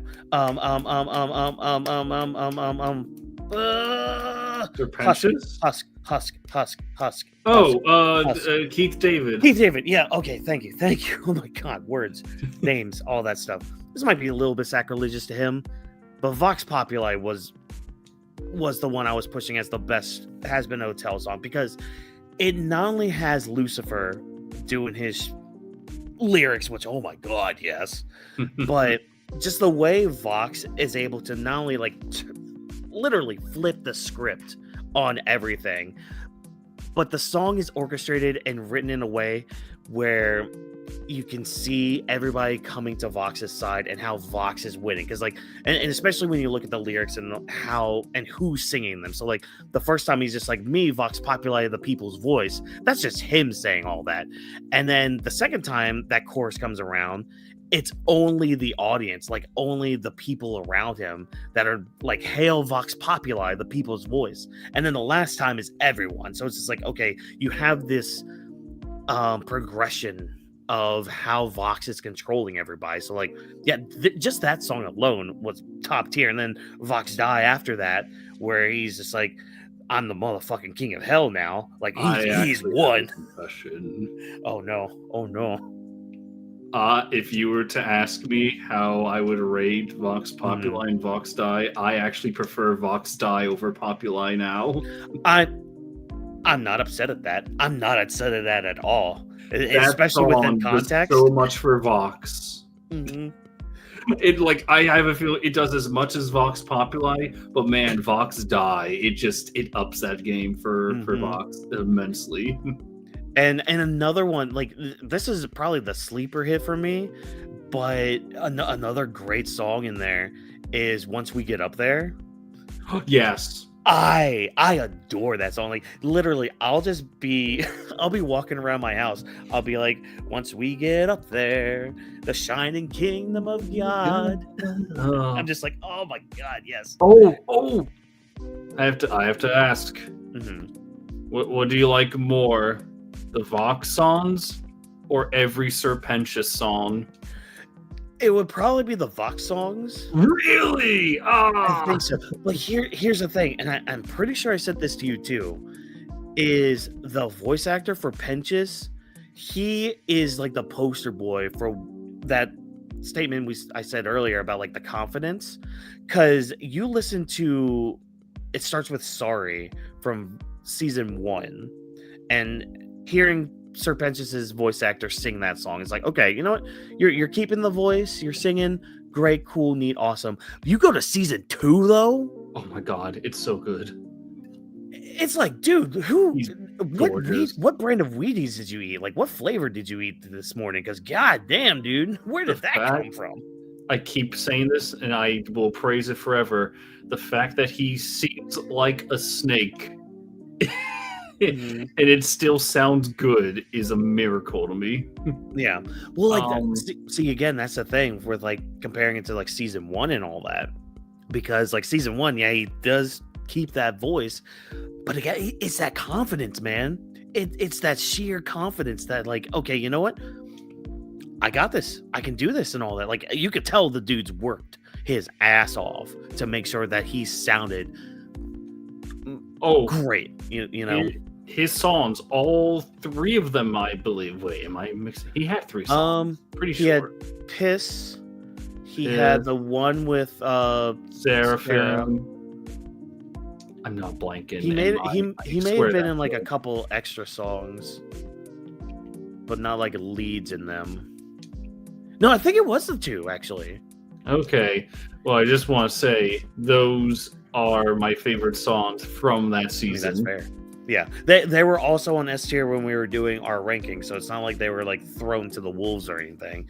But I mean, I'm not mad at that either. I mean, you and I have talked about it too. You know, like we have gushed about it. Those songs so goddamn much. Yeah, but I mean, even the season alone, like beyond the soundtrack, I thought was pretty good. And I do understand like the complaints being, you know, with Charlie and all that. I do see and understand those. But man, Fox alone sold the show. Alistair, like seeing some of his backstory, and his whole plan, which he was not a fraud, mind you. You freaking I love how everyone that called him a fraud was like, oh, well, there's no clues given to his inevitable rise to power. It's like, did you see the same show? Yeah. Did you see how many times he was planting the seeds? Yeah, like literally. What was the line? You're only keeping me here. What was it? Was like, I knew you'd need me here to be your unwilling audience until you lose your marbles in Act 3. Yeah, and yeah, you stupid idiot. You pathetic amateur.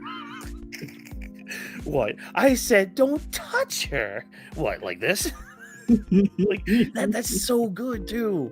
I do say I do wish we got a little bit more with like the hotel crew, especially with the new scientist dude, because they probably could have used him a little bit more, but Baxter did come in clutch though.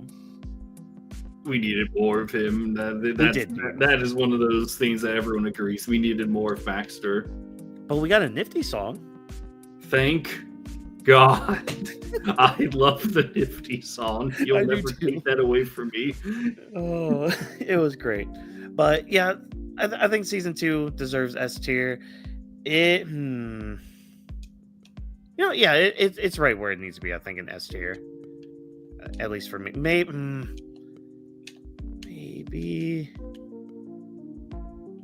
No. Yeah, I was about to jump through the stage. Like Foxy. I was literally about to make that joke. Oh, man. Jump through your screen. So Demon Slayer, this is the Hashira training arc. It was the arc before the movie came out. I ended up binging it because I didn't watch it when it aired, because it was just 8 episodes of a training arc that they did expand a few things on, but I can't give it more than a B. And that's mainly because the animation was good. I like some of the stuff that they added for the Hashira in the arc, but I can't give it more than a B, I don't think. So that's that quick thing. Gotcha, Kuda. So, okay, this one's a little bit of a mix, because not only did the first season air this year, but I did catch up to the manga fairly quickly. I'm going to put an A tier. Yeah, I'm going to put an A tier. Trevor, this is another one I think you'll like as well. So it's got that thing. So how do I word this? So it starts off with this dude living up in like this sphere or whatever, and he gets framed for a murder and gets tossed to the real world now, or like the world below, which is basically just a giant trash heap. So, San Diego, if you will. So he basically gets dumped down there, and he's basically on a revenge quest now, and he finds out he has powers. He could basically turn any piece of trash into a weapon. and he meets up with these other people who have like trash weapons as well. So like one of his main mentors, it has like this umbrella he uses. There's a girl who uses scissors, but the way she fights with scissors, you think, oh, she's just using them as like a blade, which yeah, she is, but she's not using her hands to use them. She's using her feet. So like imagine Sanji using giant pair of scissors for his arsenal and all that. There you go. So powers are really cool with it. The story's pretty cool. Again, the first season just ended with a big arc. A lot of this stuff is still setting the placemats, if you will, setting the table for everything. So we're just waiting for somebody to pick up that first napkin, and that first napkin's gonna probably come next season? Question mark. Yeah, no, it's pretty good. This is the one you might have seen it in the group chat too, where Eden's was just like, yeah, the first 116 chapters feel like a prologue, if you will, and I kind of agree with him there, because like there's a lot of character growth that Rudo makes, the main character, where he's still on his revenge quest, but he's learning more that okay, I can start using people a little bit more in a good way. Like I can rely on these people to get to what I want. Like I actually kind of give a crap about these people and all that. Okay. So, I get you. I get your Raph with like the bi-weekly pacing with the manga. I would still recommend it. The art's really good in it. It kind of reminds me. Have you ever seen Soul Eater by chance?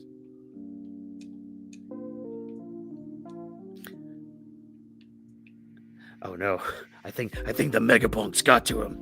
What? Have you ever seen Soul Eater? Oh no! Oh, I thought you were talking about to rap. Oh yeah, no, I have not. Okay, all right. Never mind then. So, I was just gonna say the art's very similar to that, because I think the mangaka actually, I think they were an assistant for the person for Soul Eater.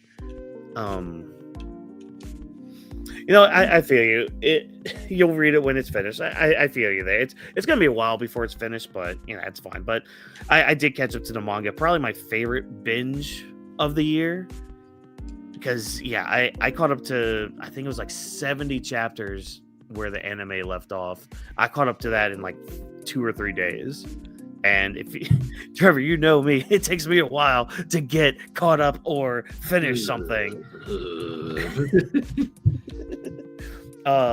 So yeah, it took me like 2 or 3 days to catch up, because it was that good of a read. And yeah, it's one of the series I look forward to reading when it does come out. Yeah, it's up there. So I'll just leave it at that. I'll leave it at that. The anime itself has some really good animation to it, really good voice acting and all that. But yeah, I would recommend it for anybody. It's still ongoing. Season 2 is coming eventually. And yeah, I'm going to take a sip of water. Ew. But getting away from this anime bullcrap, let's talk about Sinners. I've heard many things about this product. It's really good. It's going in S tier for me. It's a really good movie. I could see an argument for people to be like, oh, it's slow pacing in the first half, but like that first half of the movie is really just the groundwork, obviously, to really set the characters and all that, to be like, okay, this is his motivation, this is their motivation, this is why they're a thing. But all in the while, you still have in the background, or at least in like different scenes coming up, okay, here's the vampire guy, he's going to this family right now, the family let him in. Why would you let a vampire in? Who knows? But so hot, nice. Yeah, hot, obviously. But yeah, so vampire makes more vampires, and they end up going and finding. So it takes place like I want to say like the 20s, like the 1920s, 1930s. Okay. And these two twins end up going back home, I think in Louisiana. Again, it's been months since I've watched this and all that, but they end up they had become gangsters in Chicago, went back home to kind of throw a big party for everybody and kind of like yeah, just live life and all that. But shit happens that night.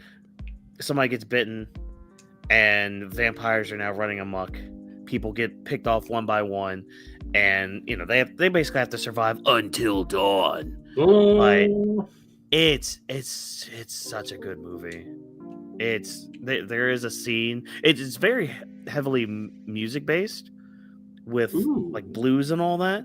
And there's a scene where they're singing about music through the generations, and you start like the camera starts panning like throughout the party and all that, and you see like different stages of music, or like so like you see like this one like African tribe person in the crowd like dancing, or I think they were.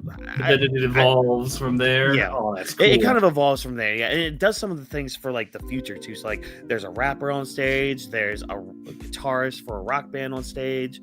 There's like doo-wop shit. Like it's a really great scene, really great moment, because again, they're singing about music through the generation, how it like connects us all and all that stuff. But it's a really well done movie. But like, really great acting too. Like, what was his name? Michael, I think it's Michael B. Jordan. Yeah, because he plays both the twins in this, and yeah, it's just really good. It's just really good. I can't sing the praises enough. Again, I would probably have to rewatch it to really like dive into it with it, but it is probably one of my top movies this year. It's damn good. Interesting. Speaking of a top movie, Bambi: The Reckoning. That movie, when we watched it together, I wasn't expecting much. I'm putting it in A tier because of the journey with it. The journey, dude. Well, because that's the thing. We were going to see this in theaters, but yeah, and then I just happened to find it on one of our special little sites. Yeah, legally, of course, but Oh man, I mean, okay, but seriously, I will probably put it in B for Bambi. Definitely above Demon Slayer. The movie's crack. That's all I can say. It's crack. Unlike Peter Pan, unlike Winnie the Pooh, Blood and Honey, unlike Winnie the Pooh, well, actually, hold on. Blood and Honey 2 was also crack. This is like a thing where it's like, so is there a logical progression of events? And no. It's like, no. No. It's like the demon deer hunts people. It's like, why? It's like, well, the moment he walked into the house, and we were like, wait, this, because when we saw the trailers, you would think, oh, this is like final movie scene kind of territory where he actually gets into the house. That's like halfway through the movie, not even halfway through the movie. It's like that's in the first act, I think.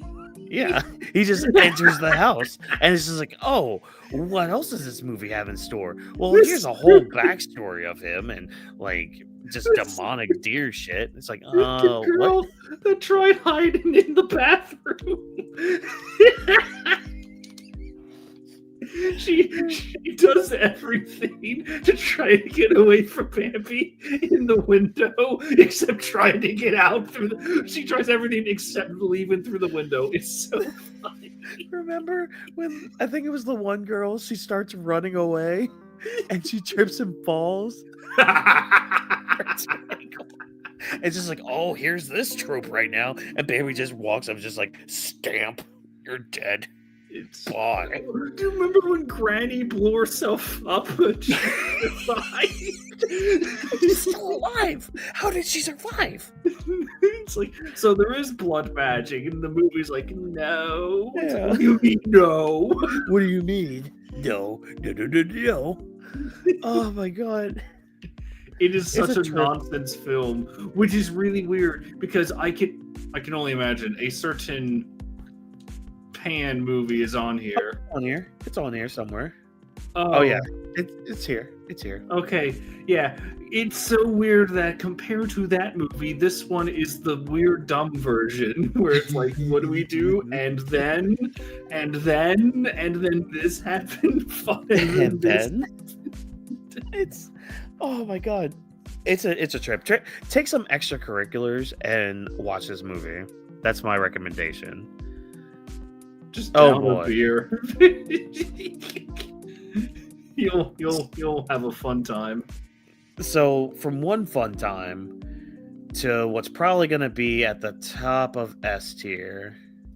Let me just move Shoka. What is this monstrosity? This is Journey to the West. Okay, yeah, I see. Your image was hard to point out, but now that you said Journey to the West, yes, yeah. I agree. So as many people know, I have Wukong brain rot, and that's mainly from 2024 and all that. Game of the year, my top thing of the year, whatever. Bleh, fuck you. That made me want to go check out Journey to the West, and I found this audiobook. It was on Spotify, and I think this is the same one you listened to as well, because I think I talked to you a little bit about it. Yeah, I think we listened to the same version. Yeah, because it had like the foreword in the beginning. It was about the guy who was doing the voiceover for it, and how like his mom would read him the Wukong stories, all that shit.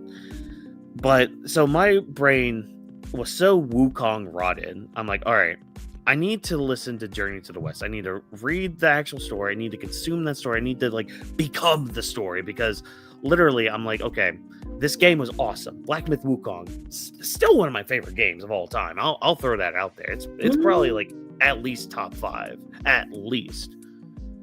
So obviously had to get into Journey to the West, and not only that, like this has always been something that's been in the back of my mind. Like I should really get into this story, like see what these stories are about, because like I know how a lot of stories kind of take from Wukong. There are Wukong things like in certain media, like I think there was like that Lego Wukong, for example, that was going around. Lego Monkey Kid, which by the way, heavily recommend if you want a good show. Yeah, but obviously, I always knew about like the Pilaf saga, for example, and Dragon Ball being a Journey to the West inspired story. Yep. So it's like, okay, let me finally get into this. Let me finally like listen to these stories, see what Wukong's all about, see what everything's going on with Journey to the West. Dude, this was another trip, but a trip that like kind of altered my brain chemistry in a way.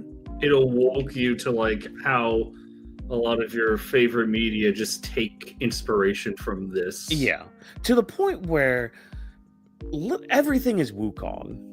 Everything. We can expand on this in terms of anime. Bleach, Aizen is Wukong in a way, where it's like it's the absurd power of Wukong, where it's like, Wukong was hit by this furnace that's supposed to make him mortal, and it will kill him. It's like, well, actually, it made him stronger. It's like, what? What? Nani? And then Aizen sealed away after losing the wish-granted marble. It's like, Aizen got he's finally lost all his power. It's like, no, he's stronger. It's like, and then, Oh, I was about to say, like, you go over to One Piece, and it's like, I was just gonna reference that. It's like, what is the Pirate King in One Piece? It's like, whoever's most free. What is the Monkey King? He's a king that just wants to be free of all burdens and responsibilities. Yep. To have a party with his monkeys. That's it. Naruto, giant yokai beast. That too, like literally, and even like the form, the tailed beast form that Naruto gets is kind of Wukong coded in a way. And there's the shadow clones on Goku too. That's funny as hell. the shadow clones Naruto uses. I mean, Wukong is known for plucking his hairs, going, "Here you go," and making copies of himself. Like, but like to go back to the One Piece one. I mean, look at Gear 5 Luffy. Like his design, like just like the little clouds in the back.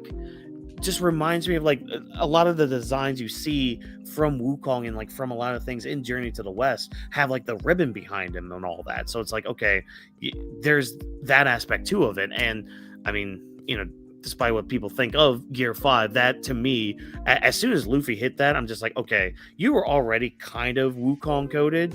Now you're just Wukong. Now you're just the modern day version of it. Like Goku was like the 80s, 90s version of Wukong.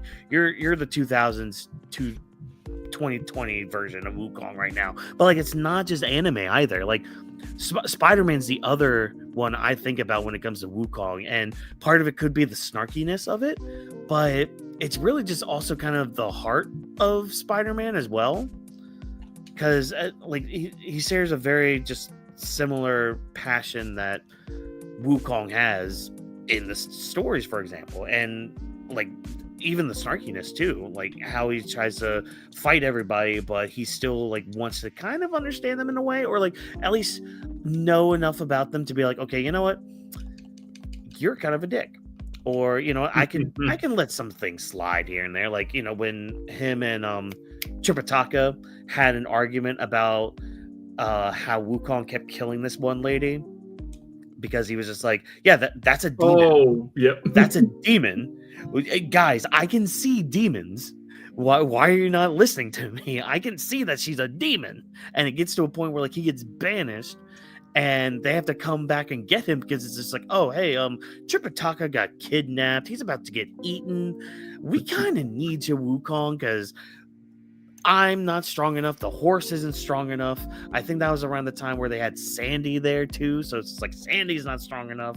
Like they needed Wukong back. But just going back to how like this kind of altered my brain chemistry a little bit. This kind of made me think of like not only just like things being Wukong, but like certain situations kind of being Wukong coded in a way. So like I'm gonna go back to One Piece, for example, with this, where it's like you have the celestial dragons and all them and all that stuff, where like dragons in especially Chinese culture and especially in Journey to the West, a lot of dragons are held to high regards.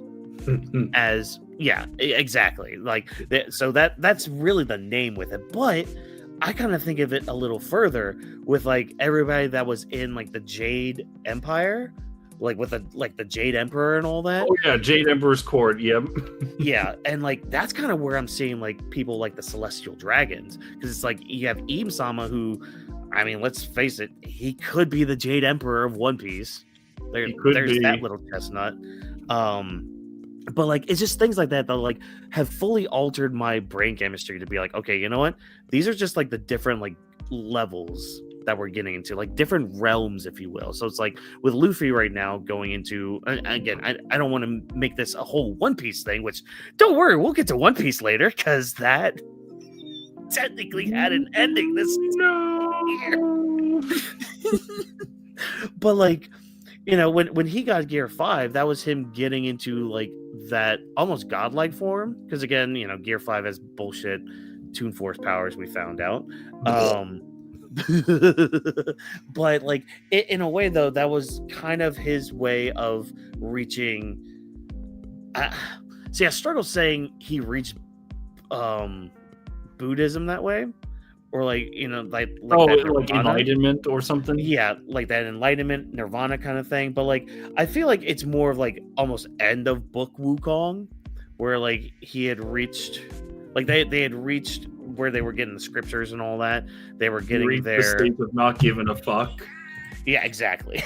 But it's like I'm starting to kind of think of everything's in like different realms, different layers, kind of thing. But yeah, Journey to the West though did that for me, and it's like you have almost a deeper understanding of a lot of stories that happen, because again a lot of things are just Wukong coded, and it's kind of hard to put into words for me at some points, because it's really just kind of like it's almost like that sixth sense you get. It's just that feeling you get, that like that gut feeling that's just like, you know what, I kind of understand what's going on.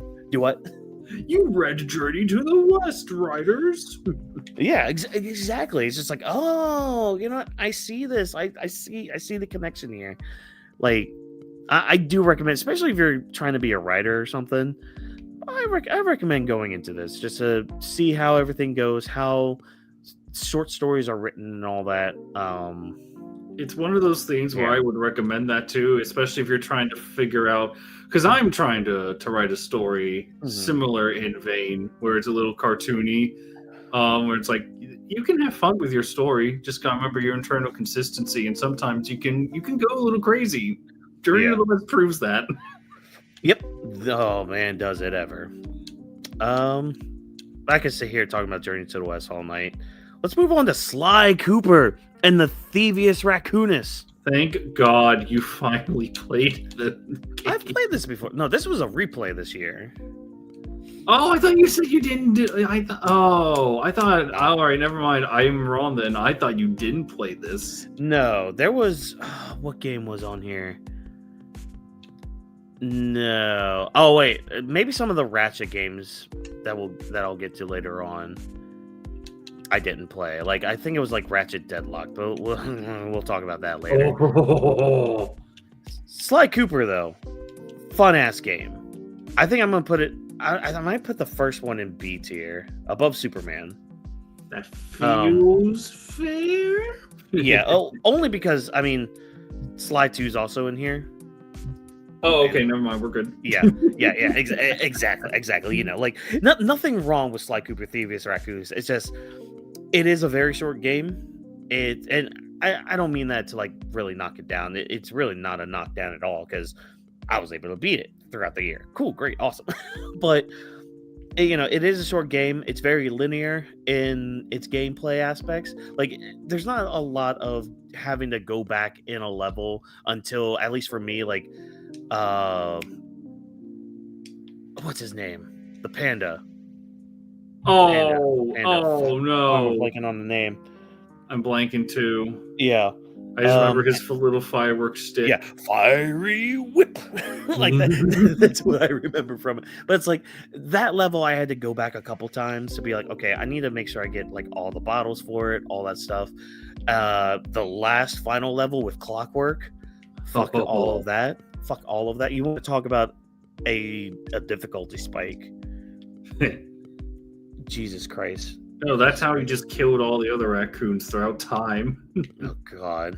He subjected them to the final level of the game. Some of it's fine, but then you get to the Murray one where you have to drive the car and smash these TVs before these blobs get to them. It's like, oh, God damn it.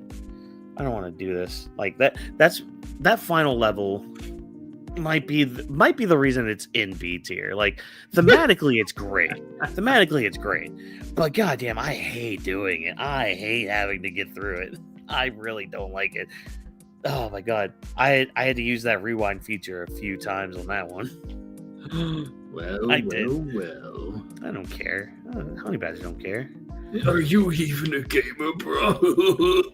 Well, look. Meanwhile, I was about to say, Meanwhile, and it's like anyone that's played any of the Castlevania games on the NES library or the Castlevania collection. I know you all did. I know you. Oh. So Squid Game. That's next on the list. Seasons 2 and 3, because they were kind of together, and one came out, I think, in January, and the other one came out like in June or something. I've heard like waves of quality on this show. Yeah, because like really great acting throughout, I thought. The ending leaves it open because I know they're doing like an American version of the show, which you're already like even just doing a season 2 of this show, you're already failing at what the show was about. I don't know if it's A, B, because I do like the ending. I do like it. I do like some of the stuff in the middle. It's one of those cases. It's almost very similar to Happy Gilmore 2, where it's just like I don't know why we're continuing the story. We don't really need to continue the story after season 1. I'm not upset though that we got seasons 2 and 3. It's just we could have just ended it with season 1 and been fine with it. You know what? Fuck it. I'm gonna put it in A tier. I did like it. I did like it a lot, but I'm not looking forward to the American version. Who does? Yeah, but hey, how about Fantastic Four? That's a movie we saw together. Just for that alone, it goes in S tier. Oh, what? Where's the F tier? Why would you put it in F tier? Because it was fantastic. Oh. Insert laugh track. I think there's a laugh track on here. Hold on. To be honest, my opinions on this movie, I have not seen it. I have not seen any reviews on it. Hasn't really been talked about in my spheres as much, but I remember liking it. That's all I got. Yeah. Yeah, like we didn't really talk about it too much afterwards. Yeah, that was it. So I really don't know. I just remember liking it, but I also have no real memory of the film. I mean, that just kind of sounds like MCU to begin with. I'm just saying, like, this is like its main fault. I remember seeing it.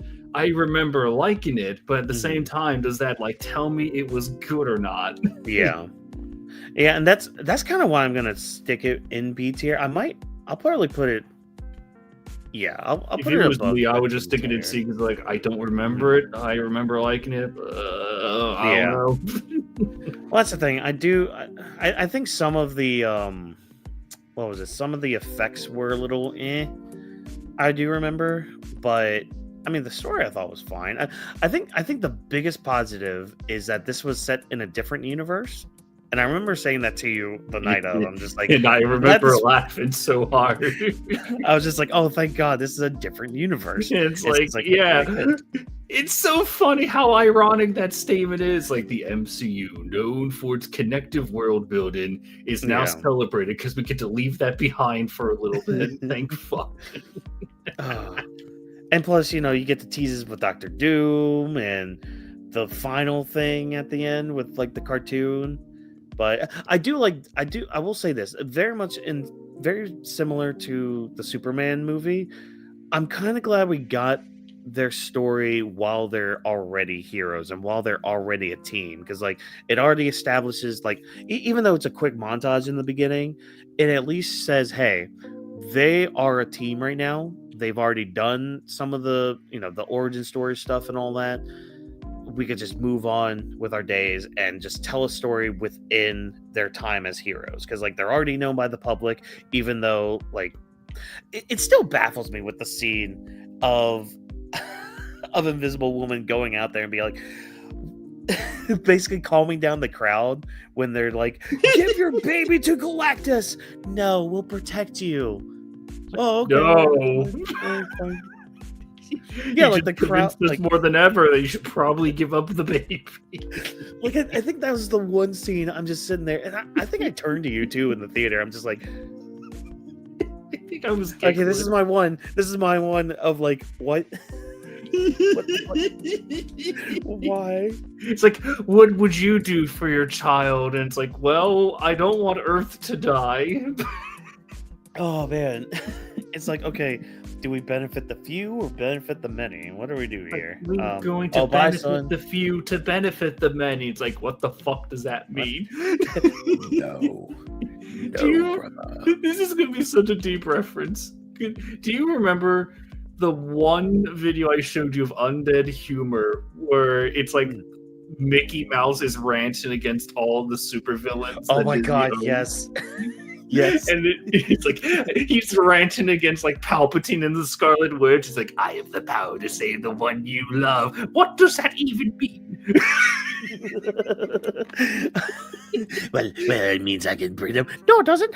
Oh, you need to die. Stay dead. Don't make me resurrect you. I mean, to put that video on again. It's so funny. It is hilarious. Go look that up, everybody. What's the name of the channel again? It was Undead Humor. I'm pretty sure if you just look up Undead Humor Supervillains Are Weak, I think it's going to be that. Perfection. All right, yeah, go look that up, everybody. But I'd put it in B tier. I think under Bambi, because I think we had fun. I think I personally had more fun with Bambi. but It's a definitely crime above if someone didn't have February. more fun with Bambi than Fantastic God, it is. Four. The day the Earth blew up. Ew. This was also very fun. Hooray! I need to watch it. It's pretty funny. There are some good funny bits. I'd probably put it above.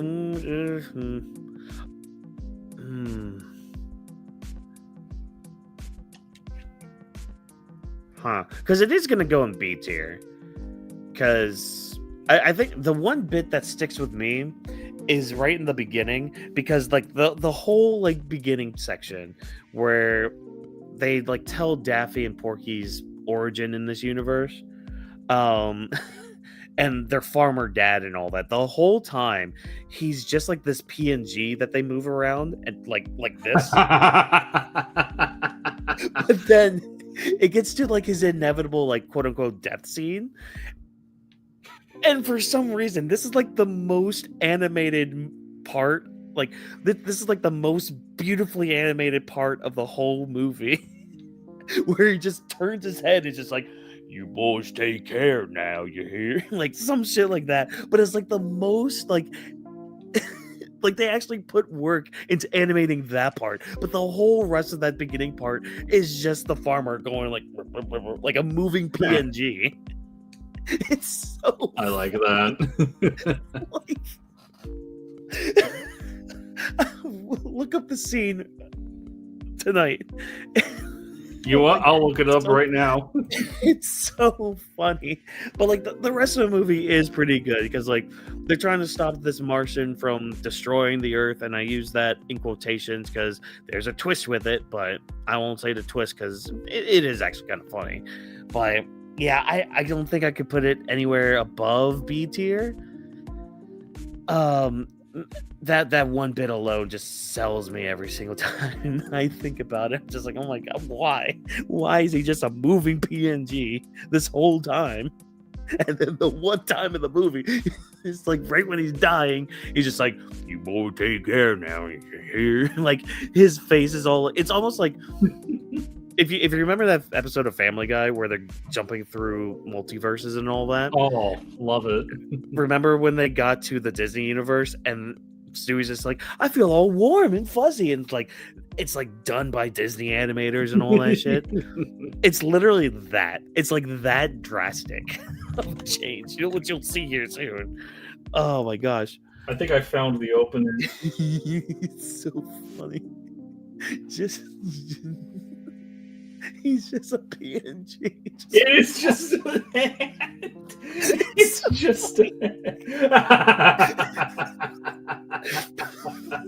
like that's just the farmer. But then, I gotta get to the part where oh my god.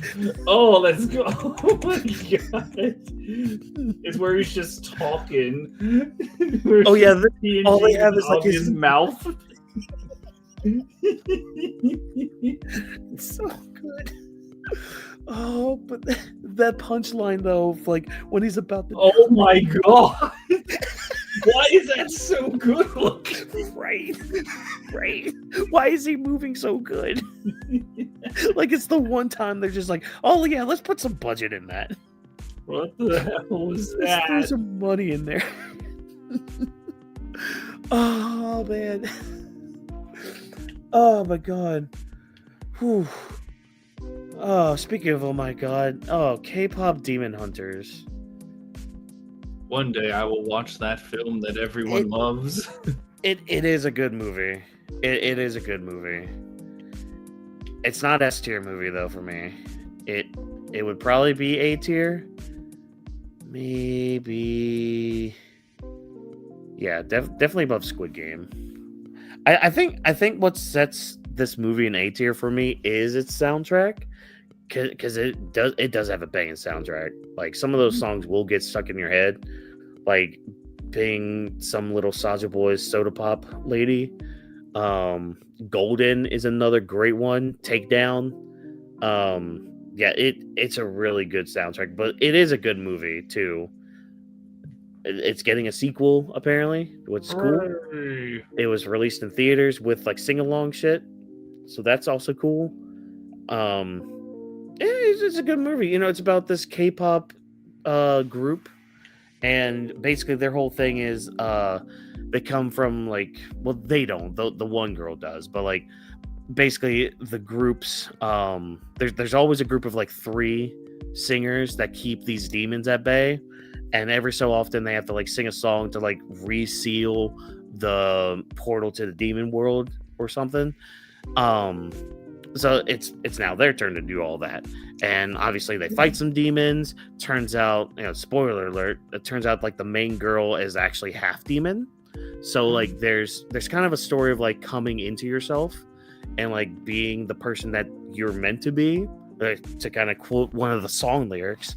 But it's like she also has to deal with, she's part of this demon hunter group, and they like despise demons to the point where it's like the song Takedown, for example, is just literally them being like, yeah, we're gonna kill you all, and there's not gonna be any trace of you demons left in this world. Like, and the main girl's just like, okay, I'm half this, I can't let them know that I am this, because like part of like the demons, whenever they take disguise as a human, or when they start kind of losing that, they start getting like these markings on their skin and all that, and that starts happening to the main girl. And then some other shit happens. There's like a boy band that comes in that are demons that try to counteract the K-pop girls.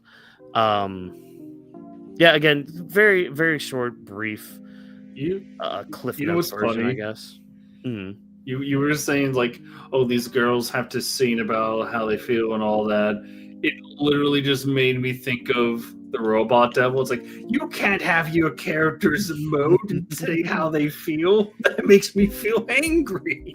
Yeah, and I agree too with chat. I was I was pleasantly surprised when I watched it. I watched it late at night and all that, and I understand why it blew up. But I wouldn't say it's one of my favorite movies this year. It is good. That's why it's an A tier. But it's... Damn, it beat Bambi. Yeah. I know. I'm sorry it beat Bambi. But traitor. Things have to beat Bambi. Like Fixed. Well, don't worry. The chance for revenge will come unironically when Peter Pan Neverland Nightmare comes up. There we go. Fixed the is hot the top take of the that list. we're going to have about that movie might make viewers explode. Don't worry, it's fine. I put Fixed at S tier, the top of S tier. Nah, this movie's kind of trash. I'm not gonna lie. We finally entered one of our trash movies. Yeah. Oh my god. So like, okay, it's when you think of adult comedy, most people think, oh, it's just potty humor, like toilet humor, sex jokes and poop jokes. That's Fixed, but everybody's just dogs. Like there's literally a place they go to after they go to a dog show, mind you, that's basically a dog strip joint, or like a dog, I don't want to say burlesque house, like basically a whorehouse, I guess, a dog whorehouse. Would you describe it as Oliver and Company, but unnecessarily R-rated? Yes, because, okay, so the whole premise of the movie is that this main dog here, this main guy here, he's a good boy, a bit of a humpy boy, but, he's a good boy. But the family decides to, get him fixed. So that's the whole premise of it. And you see through a few dogs how it's changed them. And he doesn't want to be fixed, at least not before he gets to mate with his neighbor dog, who is a show dog. Spoiler alert, they do end up doing the deed. But it's actually kind of funny. No, never mind. I will. There's just a lot. There's a lot of buttholes in this movie. I'm going to throw that out there right now. There's a plethora of them, and you're just sitting there like, why am I seeing this? Why am I sitting here watching this movie? But I watched it. I mean, it's trash.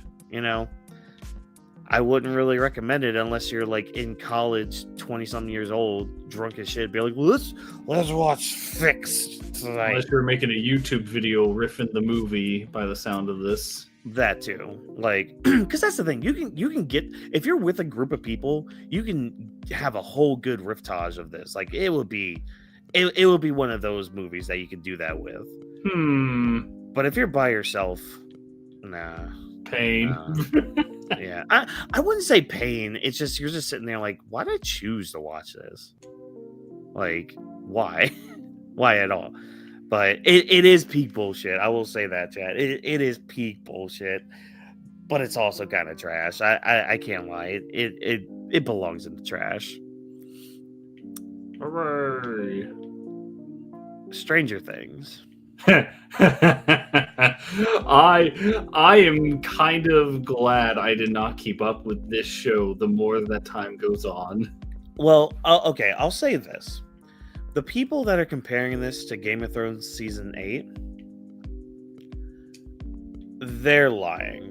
I'm going to throw that out there. They are lying, and they don't know what they're talking about. I'm going to throw that out there.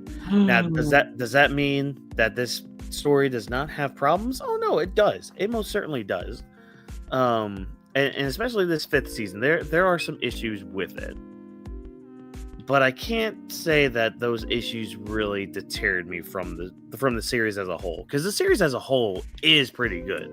You know, there are some issues again with season 5 and later on and all that, and it does this thing, and I think I compared it to you as well, or with you as well.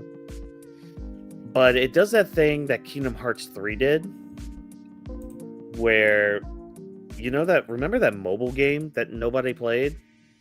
Except for if you lived in Japan during a certain point in time. Yes. It kind of does that, but not to that level, I don't think. And this is probably on me too. I probably should have read the play that I'm about to describe. But there was apparently a stage play that was on Broadway for a bit, and it takes place like in the past. So like, because you saw at least season 1, right? Yeah. Okay, so it takes place with like Joyce, Winona Ryder's character.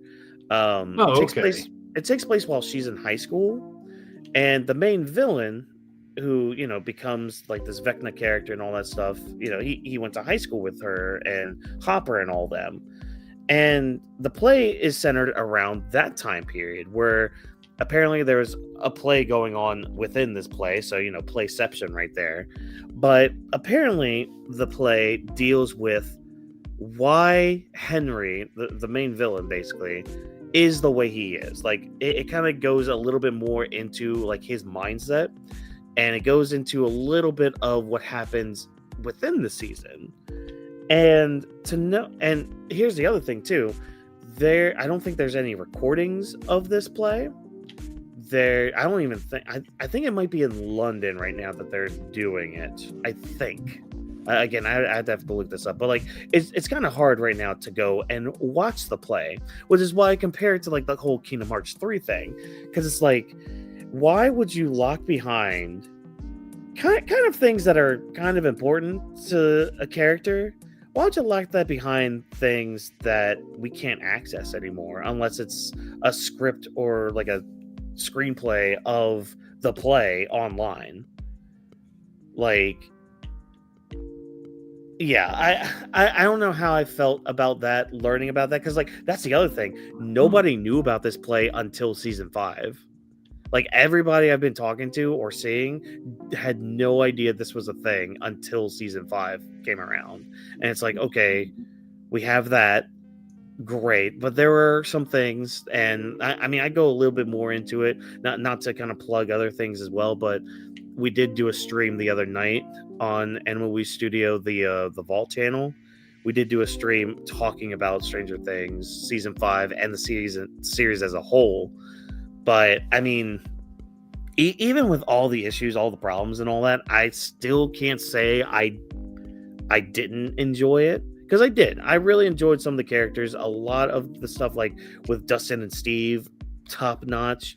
Some of the stuff with Hopper was really good. Joyce is still one of my favorites in the series. Conflicted about certain endings, but that's neither here nor there. But I will also say this. The Duffer Brothers need to stop doing interviews because they're kind of fucking up a lot of other things that I was kind of I was kind of sweeping some things under the rug, and then they come out in interviews and be like, "Oh, yeah, no, this is just this thing." Like, okay, Dude. for example. Oh, go ahead.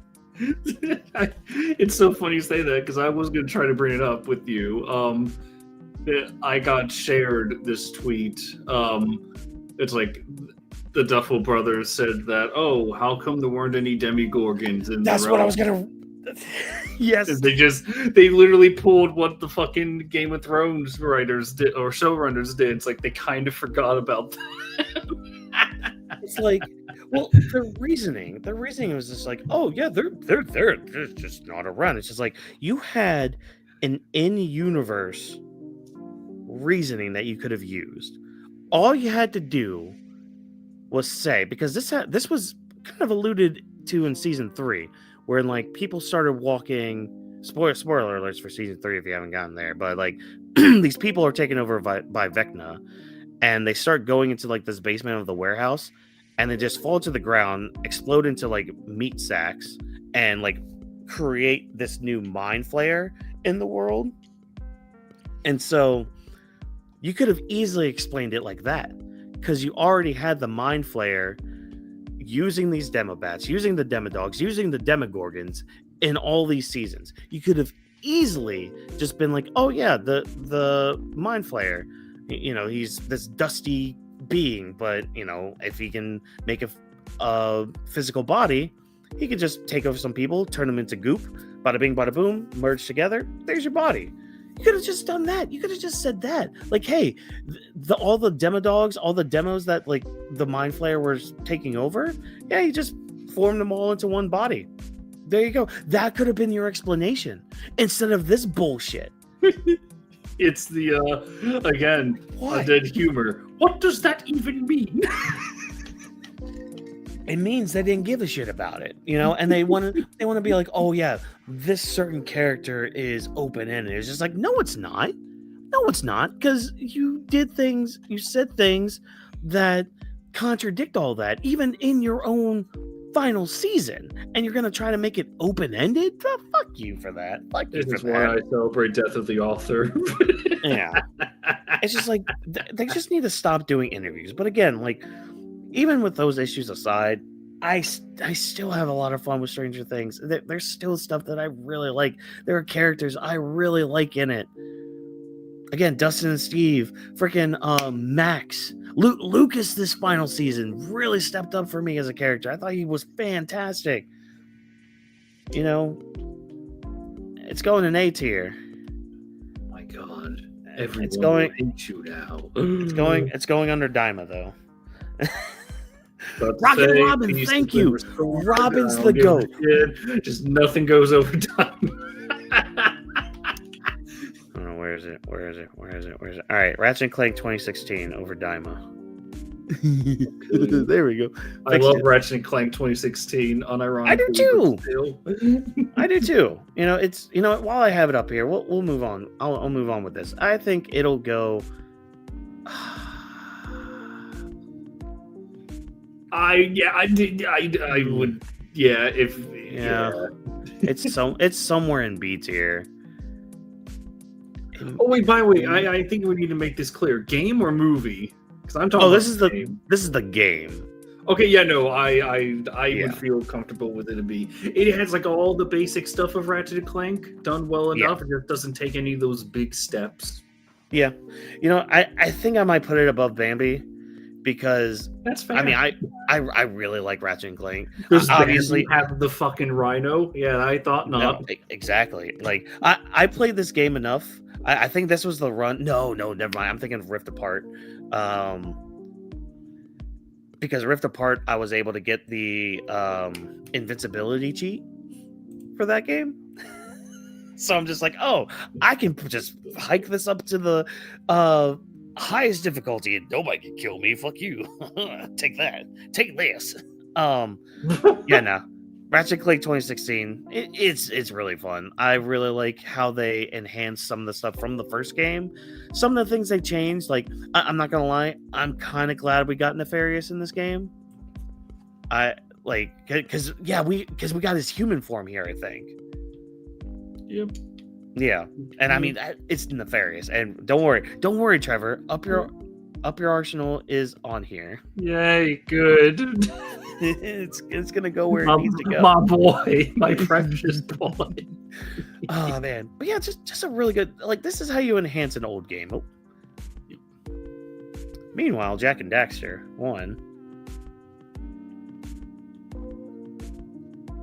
I have no feelings toward this one way or the other. Yeah, I mean it's a fine platformer.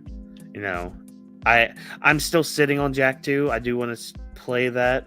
That's gonna be a half replay because I got like partway through it growing up, but I never finished it. But I mean, I know the kind of the story beats and all that because nerdy osmosis and all that. But it's fine. It's fine. I didn't hate my time playing it, but there were some aspects, like there was a fishing game that's kind of bullshit in it that you have to do. I'm just like, can we just move on? I don't know why. You made me think of the Frown and Friends from Smiling Friends. Oh my god! I didn't hate it. It's like, yeah, you should. Oh man. Also, Raph, have a good night. And he also reminded me, which I meant to tell you earlier while you were in here, we need to do part 6. Oh, look at the time. We have to we need to figure out part 6 before part 7 comes out. I can't. Well, hey, let's do it. Fuck it. I'll do it. I need to binge it. Shit, when does part 7 come out again? What, like 2 months? Oh shit. I'll figure that out. I have StreamYard for the next month for free. We'll figure it out. Oh yeah, we can survive.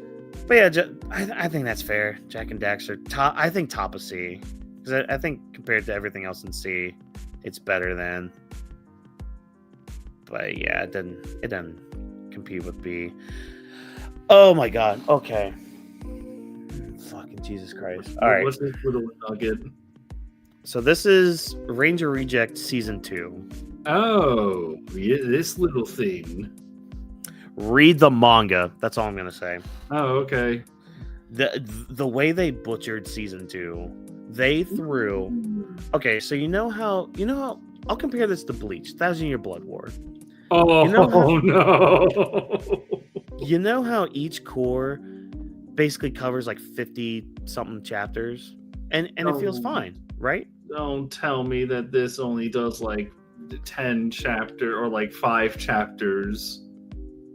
Oh no, buddy. So already they had quick pacing in the first half of the season. It's like, okay, what are we doing? They cover about 50, I think it was like 54 or 56 chapters. They covered a little over 50 chapters in about 6 episodes.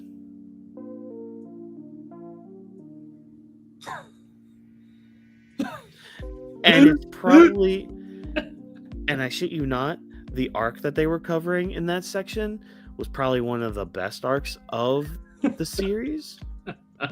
It literally has chapter 100, which chapter 100 of Ranger Reject is basically all double page spreads of the Rangers doing like some fucking hype up shit. Fuck it. And the worst sound like it's worthy of adaptation, though. What do you mean? The worst part of it, though, Trevor, they have anime-only scenes at the end of it.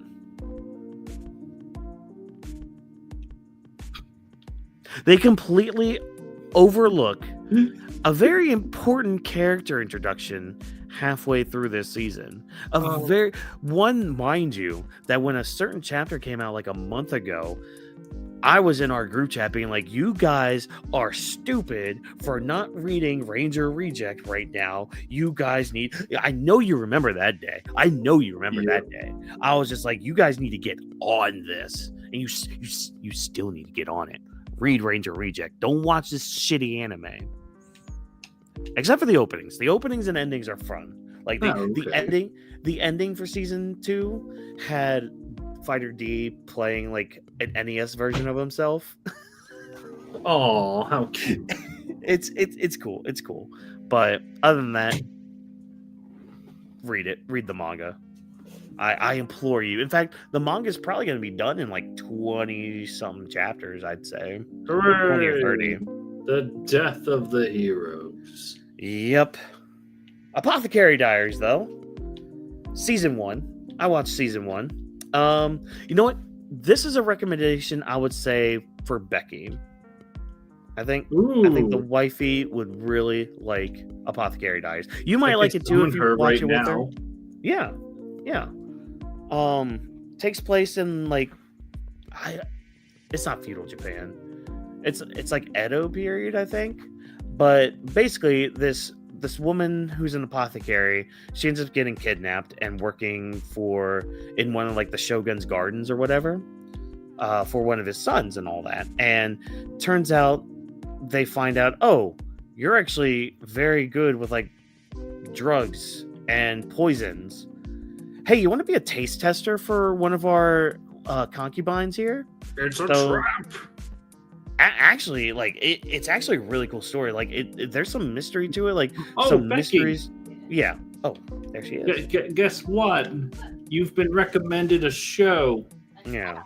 Yes, come say hello to the world. Hello. Good old Watkins recommends Apothecary Diaries. Yes. Okay. I think it's really good. Takes place in like old-timey Japan.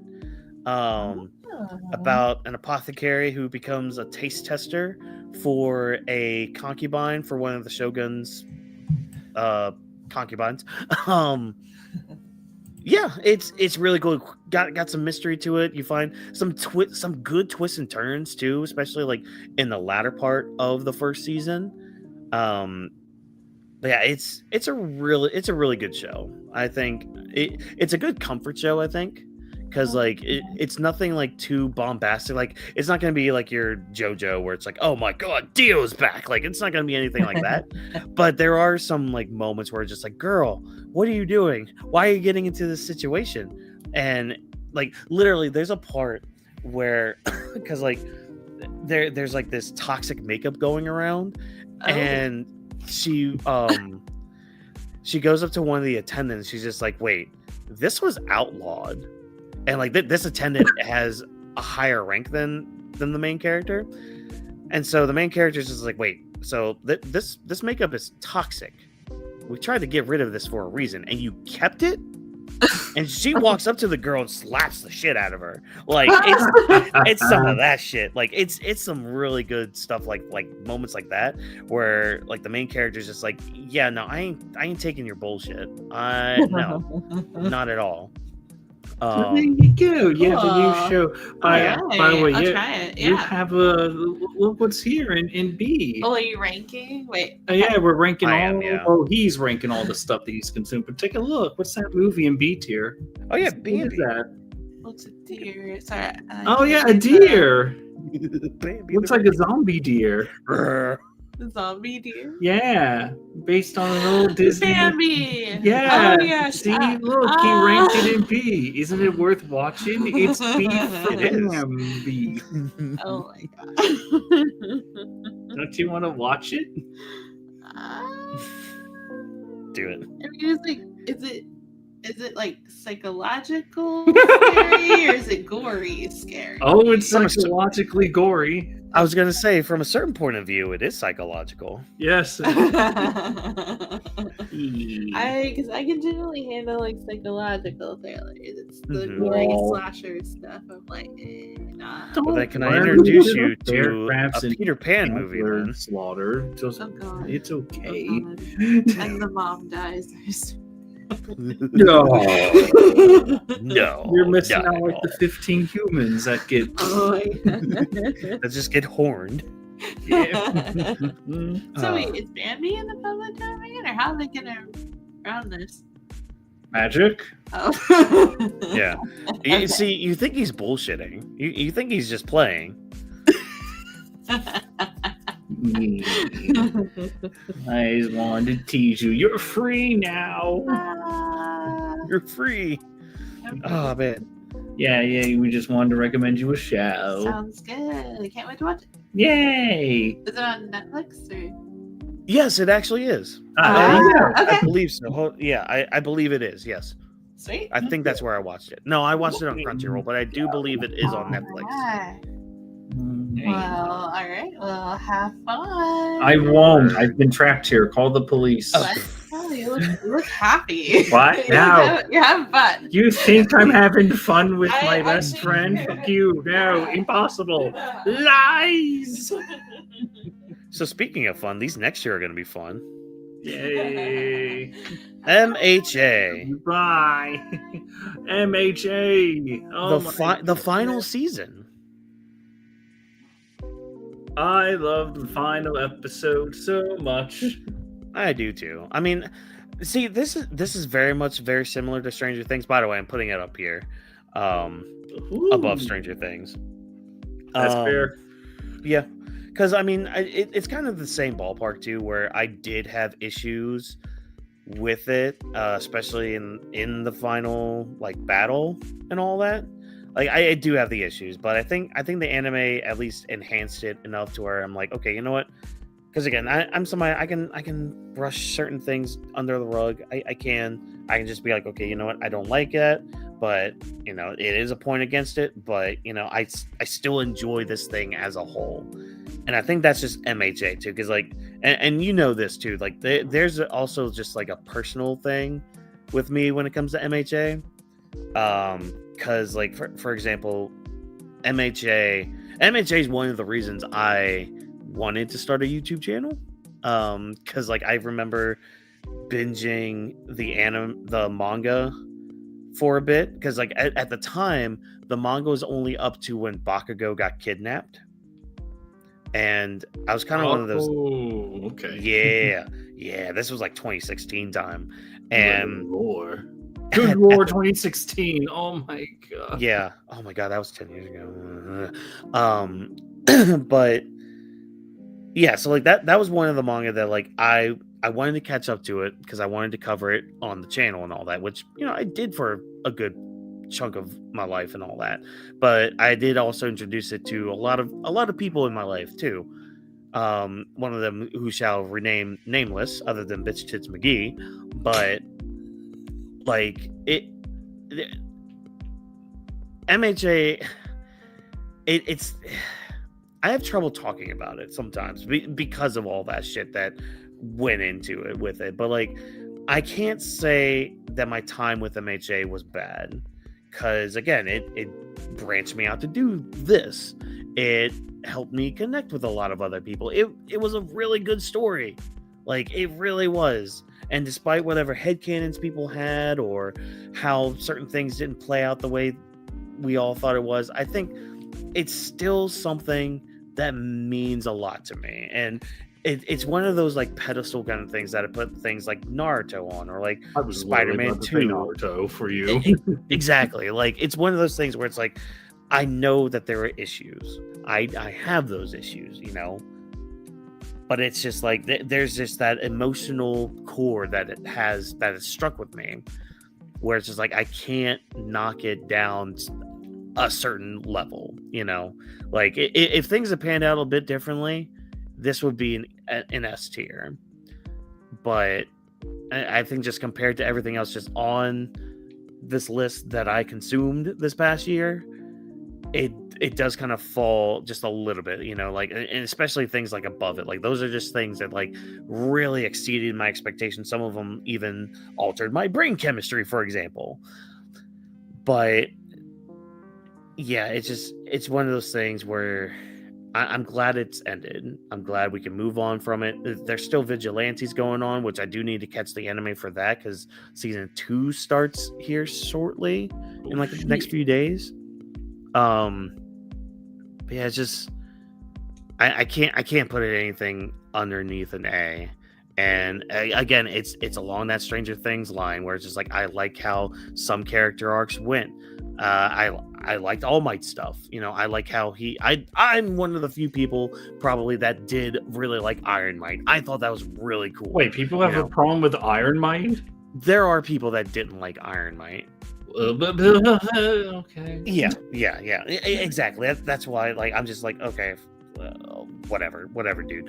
You know, there are some people that are fine with Bakugo and his heart exploding. I was one of them. Yeah, I'm just like, hey, fine. I'm not a fan of it, but you know, fine. Boy's heart exploded in the middle of the battlefield, but it's fine. CPR works. But yeah, it's fine. It's not the fact that there was a fake out death. It's the fact of how the fake out death was. I'm just like, whatever. But even still, it led to an awesome moment with like Bakugo being the final opponent for All for One, which fuck you for that final All for One thing. I that's still one of the biggest things I hate.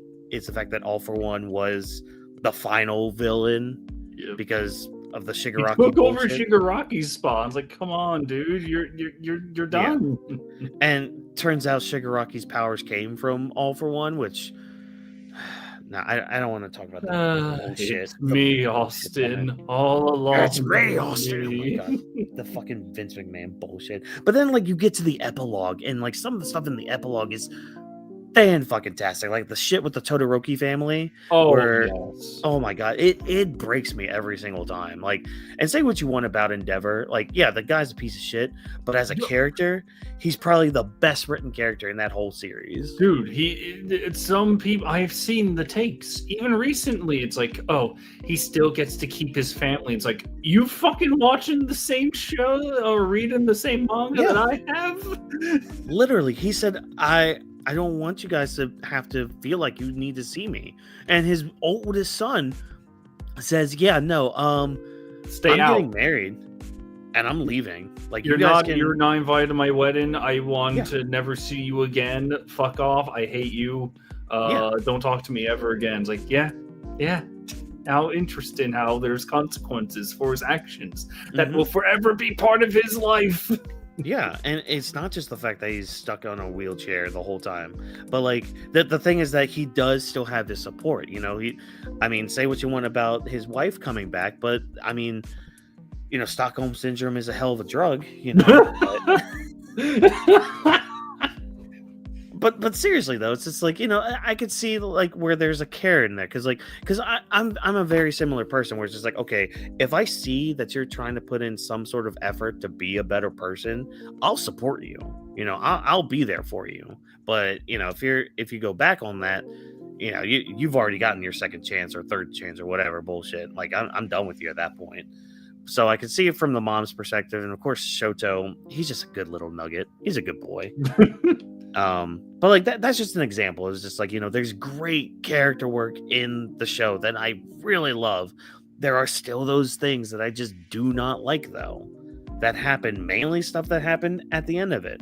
And I'll still die on the hill. I still think, or at least for me, one of the best arcs is the Culture Festival arc. Oh, absolutely. Because I think that arc very much exemplifies Gentle's the fucking best. Yeah, well, for one, yes, Gentle is the best antagonist. Like, I'm not gonna say villain because, you know, Society was his villain. I mean, and even he had a good ending with La Brava. That was cute. That was adorable. Yeah. But like, it very much exemplified what MHA was trying to do, which is trying to like change their society to a point where it's just like, we don't really need heroes. We need everyone to be a hero. That's why, like, and I know some people have an issue with how like it turned from Deku being like, how I became the greatest hero to how we became the greatest heroes. I really like that pivot because that's exactly what their society needed, where it's just like, we can't, and you saw this ever since All Might had to retire in the series, where it's like, okay, we relied so heavily on one person that everyone else got complacent. Oh, another hero will get this. Oh, somebody else will get this. Oh, there's this decrepit boy just walking the streets. Oh, somebody will take care of that. I don't need to take care of it. I don't need to do it. Somebody else will get it. You know, like, we relied so much on just one person holding up the society when we needed to come together and help each other out. That's why, like, it's so powerful with that old lady, the same old lady who said, oh, Shigaraki, ew, get away from me, little dried child, little chapped child. No, she actually decided to help this new kid and be like, hey, you can call me Granny now. And we see in the manga, the kids attending UA. That's great. That's awesome. That's showing that like the society has changed just a little bit, where it's like now everyone can be the greatest hero. Now everybody can like pull their weight. We don't have to rely on just one person or one group. We can all take care of each other. And it's something that I think like we kind of lose faith in our own lives too. But like we could take that lesson and apply it to everything else. I think some people just didn't read into it with the whole like, this is how I became the greatest hero to this is how we all became heroes. Like, well, you all became heroes because a certain someone stepped up. Mm-hmm. It both are true. A quirkless boy, mind you. Yeah, both ended up being true. He became the greatest by making everyone else the greatest. Just like a certain All Might. Exactly. But you know what else ended this year? What? Oh, yes. One Piece Season 1! Oh, I got one, but it was really running off downhill near the end. Just saying. Don't know how Season 2 will fix things. I think my favorite thing about people like freaking out about season 1 ending is a lot of the moments that they like to talk about come from Wano and Egghead. I guess we're all forgetting about right when the post time skip happened, those pacing issues. We're forgetting that. Yeah, no. Anyone that has only watched the Wano or Egghead episodes, they don't get to talk to us, war-scarred veterans that lived through the dark times of Toei. Yeah, and also, I mean, I know One Piece doesn't have a lot of filler, but it does have some filler in that first half. There's filler in every fucking episode. It's like, but I can't say that it's not bad. Don't worry, that's why I'm here. I know. I mean, Wano and Egghead quality did bump it up a bit. I mean, I'm still a big One Piece person. I love how I am the complete opposite for that. Yeah, but we're still good friends. Yeah, I'd still put it above Squid Game. I think. I don't. That's fair. I know, Sydney. I think maybe above K-pop. Nope, that's fair. Maybe above Gachikuta. Fuck you, Demon Slayer. You know what? This is for you, Alex. Fuck you. That's for Alex. To purgatory with you. There we go. I mean, that's the other thing. I mean, it's One Piece too. I always compare it. Actually, have I said this to you before? Have I compared One Piece like this to you before? Because I know I've said this for years, but I don't know if I've ever said it on camera. One Piece is like the modern day Odyssey to me. Oh yeah, you've said that to me. Okay, I agree. Yeah, where it's like there's a lot of collection of stories. I mean, that's kind of changed to the modern day Journey to the West now, but that's besides the point. Where it's just like this is a big story. Like, there's peaks, there's lows. Understandable on all fronts, but I think at the end of the day, this is going to be a series that is remembered fondly. Granted, that's also talking about that in today's anime manga society where no ending is good for anybody. So, that's neither here nor there with that. But I mean, I don't know. There's still a lot of good stuff with it. I'm still confident that it will. I already know people aren't gonna like when the One Piece is revealed. Oh, no one likes anything that ends. So exactly, you'll never find them. Well, wait, no. I was just about to say, like, who could it like? Is there anyone that hates Fullmetal Alchemist? And is like, wait, what am I saying? I do know people that hate Fullmetal Alchemist. How it ended. Yeah, and those people are wrong, but. I mean, One Piece talk can be saved for when it actually ends. Is this going commando? This is going commando. Yeah! Okay. Yeah! Going Commando. Where do I put you? I mean, it's definitely Monkey above King. 2016. It's definitely above 2016.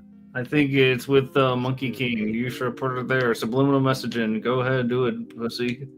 I mean, I think there's another Ratchet and Clank game on here that will be an S tier, but you know. That's all the things should be. Is it above Daima? Is it above Daima? No, I don't think it is. I think. Yeah, I was just thinking, it's like, no. I think it's in between MHA and Stranger Things. I can see it. It's definitely a step up from the first game. That's really it. That's really it. I mean, the story's fun. You get to save Captain Quark and use him a little bit. The little mini games, like the side-scrolling Captain Quark stuff, is fun. They are fun. Yeah. You know, I don't have much more to say. It's just a fun game. This is when like you start to really get into like the leveling up of weapons too, and like getting armor and all that shit. Like it's where the basis for the whole series came from. Yeah.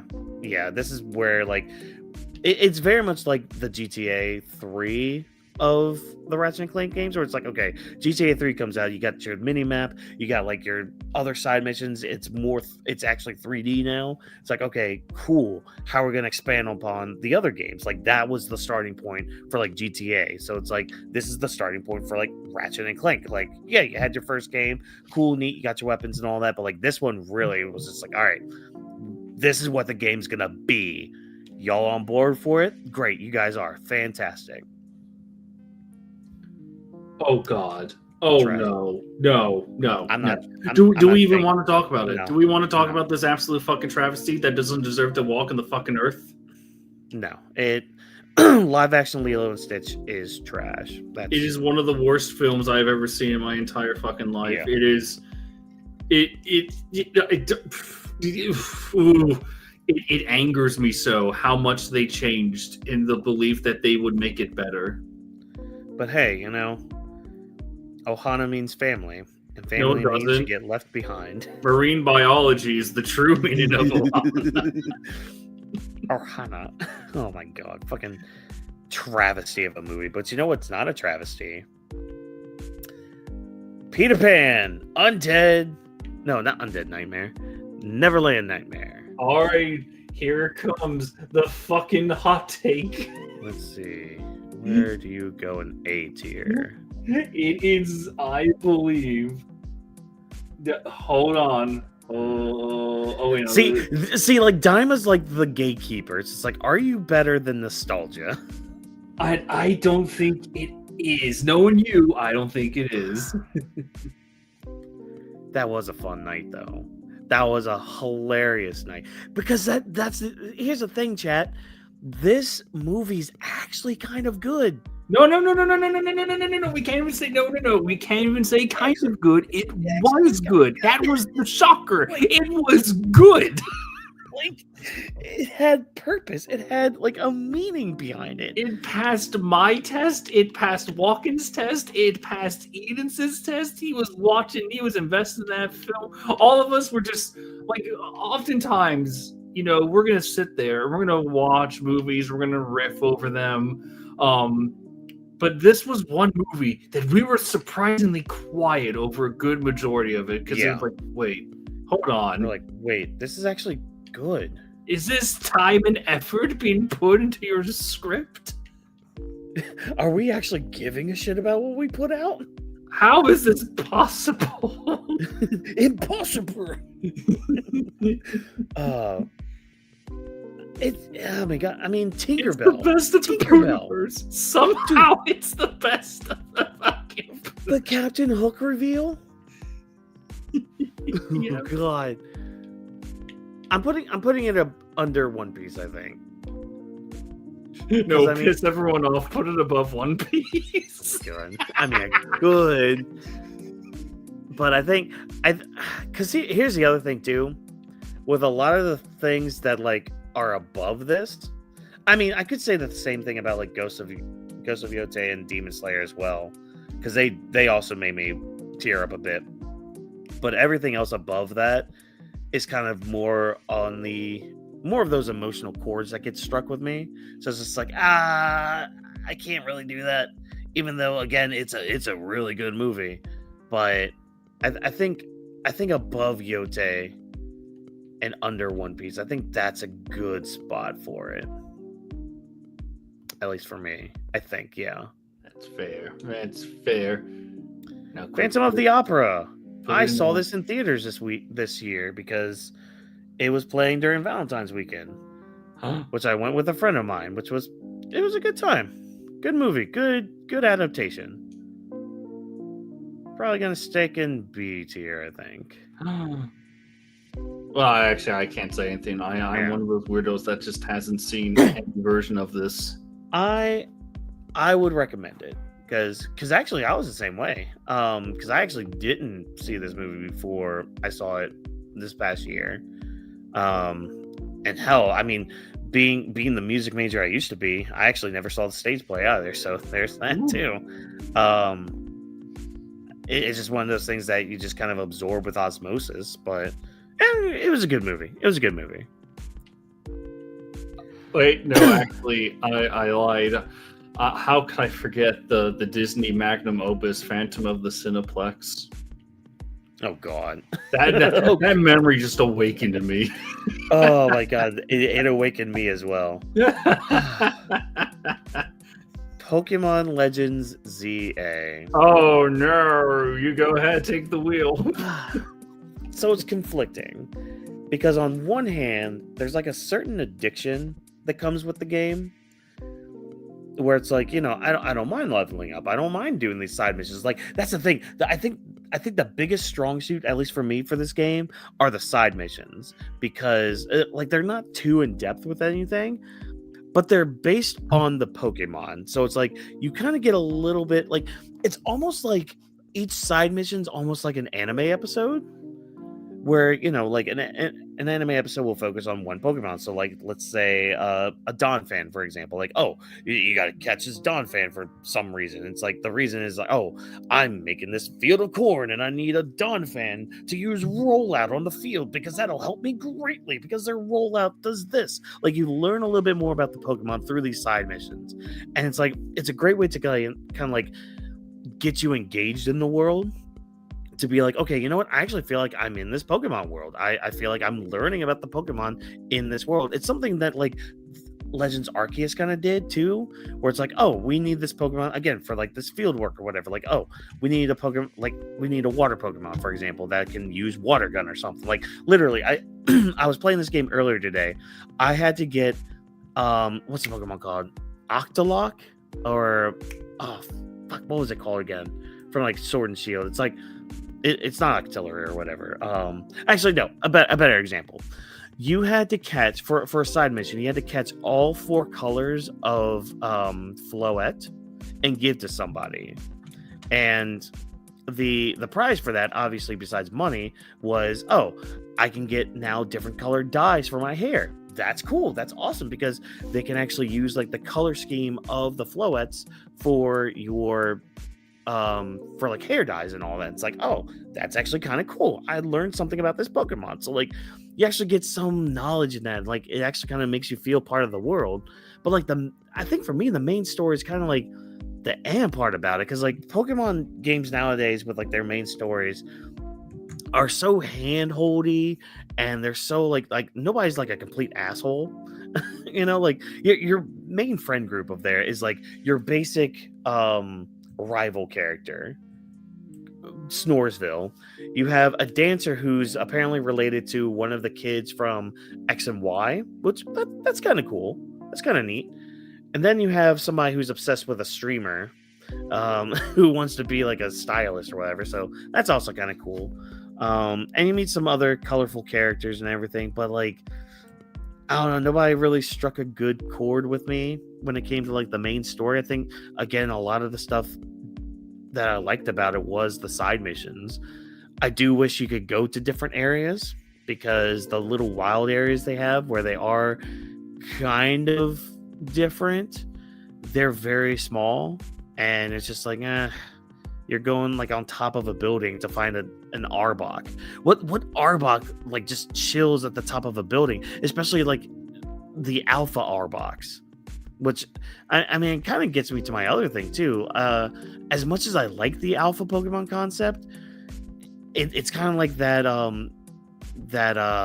Incredibles thing, where it's like if everybody's super, nobody is. So it's like if everybody's alpha, then what's the whole freaking point? Because like you can get an alpha Pokemon of every Pokemon in that game, and it's like on one hand that's kind of cool, but on the other hand, it's like there's nothing really special about that, especially when like you kind of compare it to like Legends Arceus, where like there were certain alpha Pokemon, like there's an alpha Rapidash, there's an alpha Empoleon, like those are your alphas. And again, I know that's just a me thing too, but that's the thing, that's the point of this list, is that it's my list. Fuck you, that's why. It's going under Bambi, I think. yeah, it's going under Bambi. I think it's still very enjoyable. There is again a bit of what was the word I used?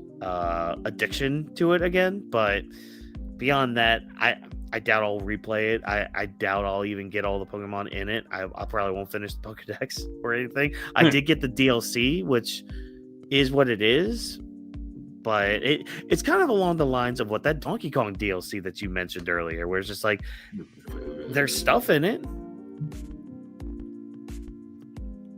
Cool. Like there's at least a story with it, which is cool. Like Karina comes back and she's like a mega Pokemon master, which awesome, fantastic. But yeah, it's fine. I don't hate that I played it. Hey, it's funny how the live action is in trash, and the original Lilo and Stitch is about to be an S tier. Because it's a goddamn good movie. In fact,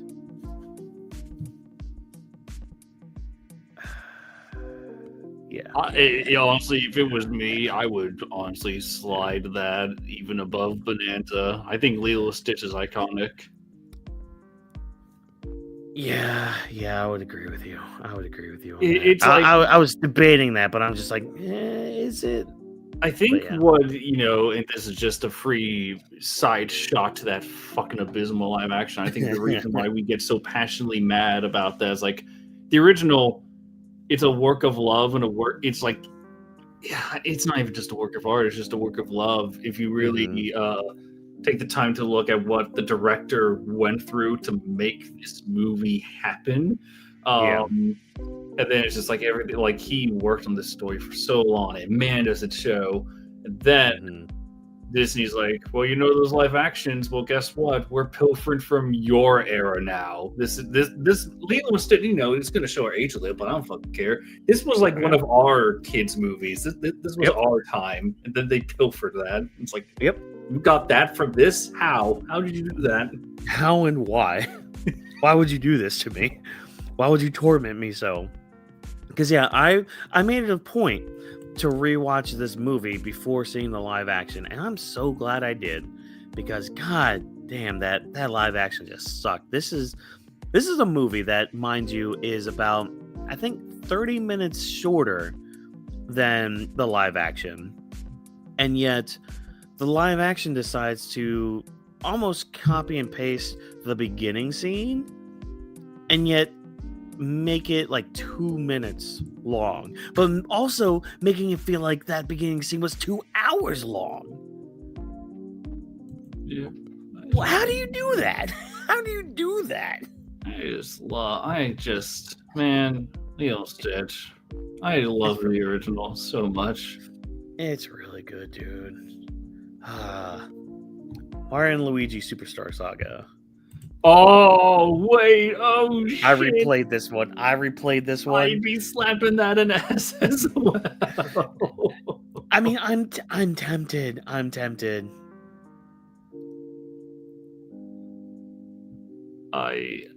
know if it reaches S for me. It's definitely high A. Yeah, you passed the nostalgia test. You're the first thing that passes the nostalgia test for Dyma. Because this is also nostalgic for me. Because, like, I remember, you know what? I think I'm going to put it right above Dyma.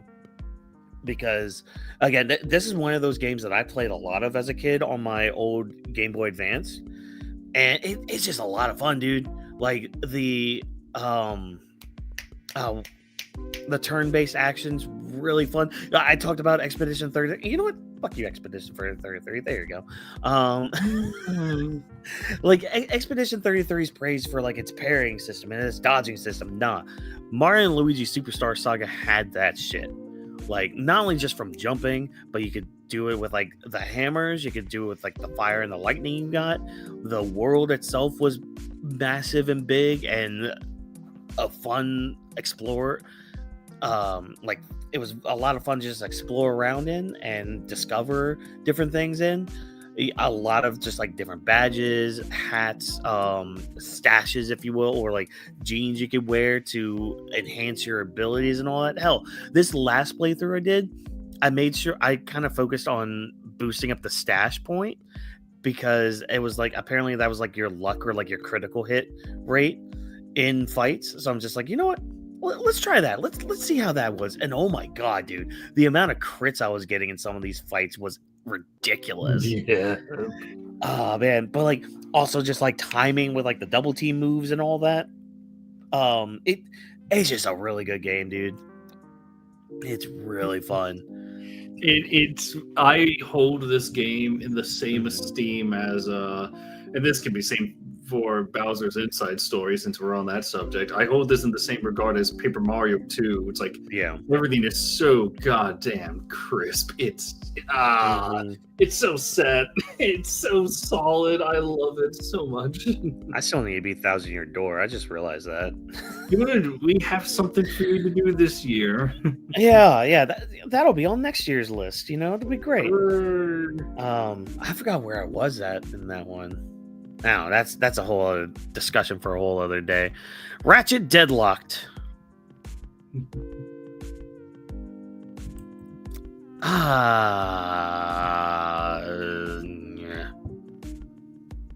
It was alright. It was alright. It's fine, I guess. A quick.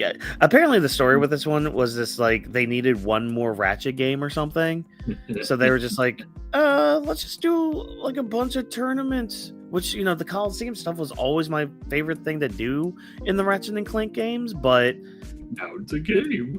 Yeah, now it's a game, and I'm just like, It's I have a lot of fun with it, but yeah. It's a quick, like, 6, 7, 8 hour game, I think. If you just a comfort game. Yeah, I could see that. Yeah, it's just, there's not really much to it. It's just like, oh, you get to the top of the rankings, you're done. Oh, what's the extra stuff I could do? You could upgrade your weapons. Okay. I don't know. I do like the modifications they had for it. So it's like, okay, you could add, like, a lightning thing to, like, your shotgun or something. That was cool. But I don't know. I'm probably not ever going to replay it, if I'm being honest. Like, I see the idea with, like, the comfort game and all that, but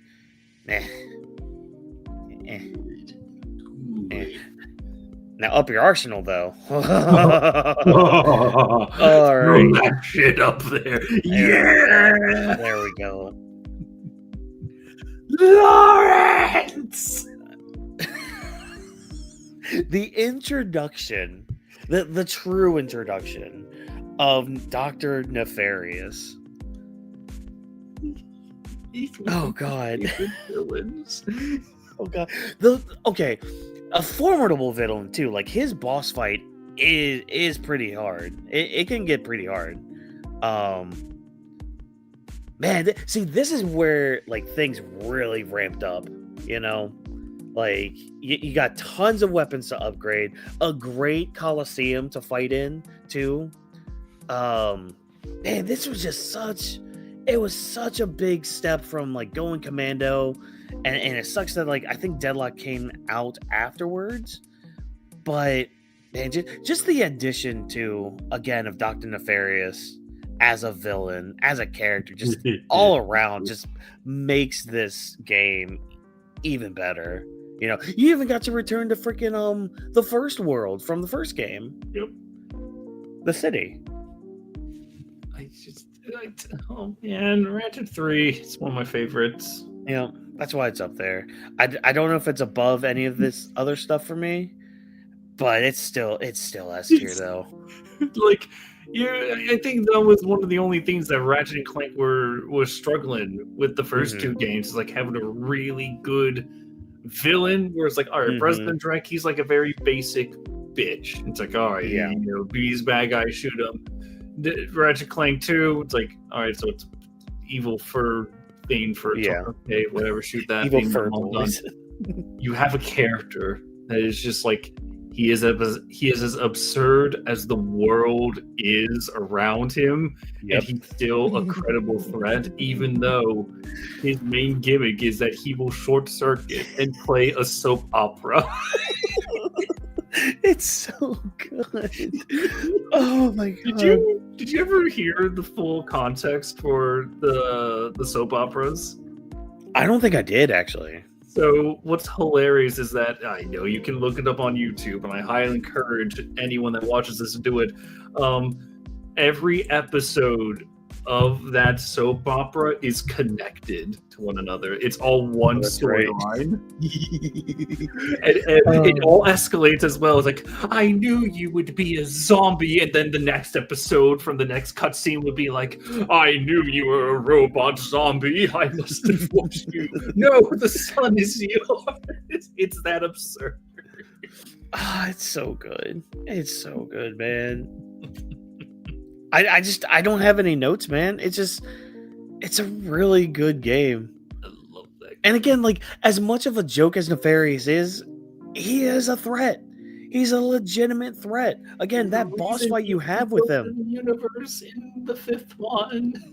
Oh my god, yes. I can't wait. I need to get back on these like Sony platformer games that I've been replaying or playing for the first time, because I can't wait to get back to Rift in Time, I think it was. Yep. Man, that one's still really good. That one's still up there, dude. I love Rift in Time. It's so good. Or no, Crack in Time, sorry. Wow. No, I was thinking of Rift. Well, I somehow Rift Apart is one with the fourth one. Yeah. Either way, I will. Oh, go ahead. No, you did it. You made me think of, now we are standing in the exact center of the universe. Give or take 50 feet. Give or take 50 feet. Oh, it's so good. So I did try to play Size Matters, which was like, I think it was a PSP game that they ported onto like the PS3. Yes, I believe it was. I didn't really care for it. Oh, but I think it was mainly because it was just a port that they put on like the PS3 that you could play on the PS5. But camera was too close to me. I was just like, whatever. Initiate super wavy flashback effect. Oh my god. Dawn to Dawn Season 2 is also an S tier. Hooray!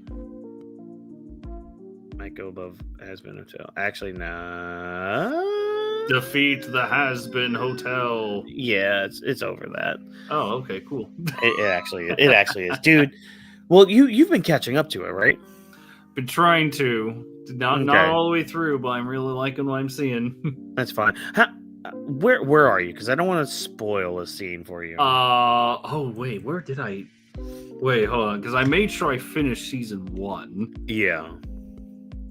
Hold on. Let me just list of done to 10 episodes. Where did I? I feel like I stopped right after the first episode of season 2. Maybe. Okay. Maybe. Okay. If it's that early on, then I won't spoil one scene for you. Oh, okay. Yeah. No. That was it. I just got to like the first episode. Or was it? Oh no. Maybe I watched the. Oh yeah. I'm on number 2, but that's it. Okay, cool. All right, so I won't say the scene that kind of wins it over for me over Has-Been Hotel, because God, when you get to it, you'll know exactly what scene I'm talking about. You'll know exactly, because when it happens, your jaw is probably gonna be on the floor just as mine was when it was happening. And I'm somebody who read the manga, so like seeing the scene being played out in the anime was really fucking good, really fucking cool. But just like I really like this season. I really like Don as well. I like where it ended off here. Of course, animation beautiful as always. Really good story. Some fun characters that do get introduced in season 2. Pacing was just on par with season 1. Apparently this was also made during season 1, so this is more like a part 2 for season 1 apparently, but whatever, it's season 2. I don't care. Fudge you. It's season 2 for me. Yeah, just a really good season. No notes. Windbreaker season 2. This is gonna go in B tier. Probably above Fantastic Four. So this is one I started last year. Like season 1 dropped last year, and I watched it. I was like, all right, this is a good season. This is a good anime. This is a good show. Season 2 drops, and it's like, all right, continuing on from where we left off. Cool, great, awesome. Good character work. Good characters that I actually kind of give a shit about. They do another arc where they're like in a Red District arc, or Red District kind of aspect of Japan and all that. And it's like, all right, you know what? I like what you guys are doing. I like what you guys are putting down. You're setting up some great things for season 3 when that drops. Just all around a solid anime. You know, nothing too big or bombastic. Some good character work, but nothing too bad either. You know, it's just a solid middle of the road show. Sly 2 though. There we go. I struggle because is it A or S? That's my struggle right now. Because this does that thing. This does what Ratchet 2 did with Going Commando, where it's like this was the blueprint for the rest of the Sly games, where it's like, okay, now you're not only playing as Sly Cooper, but now you're going into the world as Bentley or as Murray and all that, and they have their own twists and turns, or like their own ways of getting around enemies or getting around the map and all that. Because like for Murray, for example, he's a big old fat hippo. He can't be going onto these like ledges and just chilling there like he's Batman, or doing like like the walk on tight ropes or whatever. Like he can't do that, but he can beat people up. He can make fire hands and all that. And I think one thing I liked about the game too is like each level you would fight the boss as a different person. So like, yeah, you would have your Sly Cooper boss fights, but like then you would have your Murray boss fight with the tiger and all that. With what was his name? I'm so bad with names tonight. It's like Raj Vajan or something. Oh no! What was it again? Yeah, it's like right there. It's like right there, everybody. Rajan, no. But yeah, Murray has a fight with him, and it's set like a fighting game, so like almost like you're playing like a Tekken or something. That part's really good. You have a boss fight with as Bentley and all that. Rajan. Yeah, it is Rajan. Okay, it is just Rajan. Okay, cool. Perfect. Yeah. But like it's such an enhancement from the first game, because like again, you kind of have like a bigger map, a bigger open world kind of thing. Your levels that you had from the first game are now just missions, which is kind of a little better. Again, it's that blueprint for what the rest of the games are going to be after this.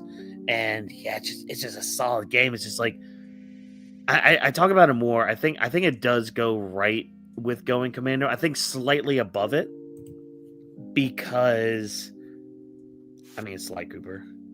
I really like the gang, because especially with when Bentley had to free everybody from prison, and the cutscene you get after that is very heartwarming, because it's like they realize, yeah, they've been on the road a lot. They've been doing all these crazy missions, all these crazy things, and it's not like they lost sight of them being friends or anything, but they just have a moment where they just realize, you know what?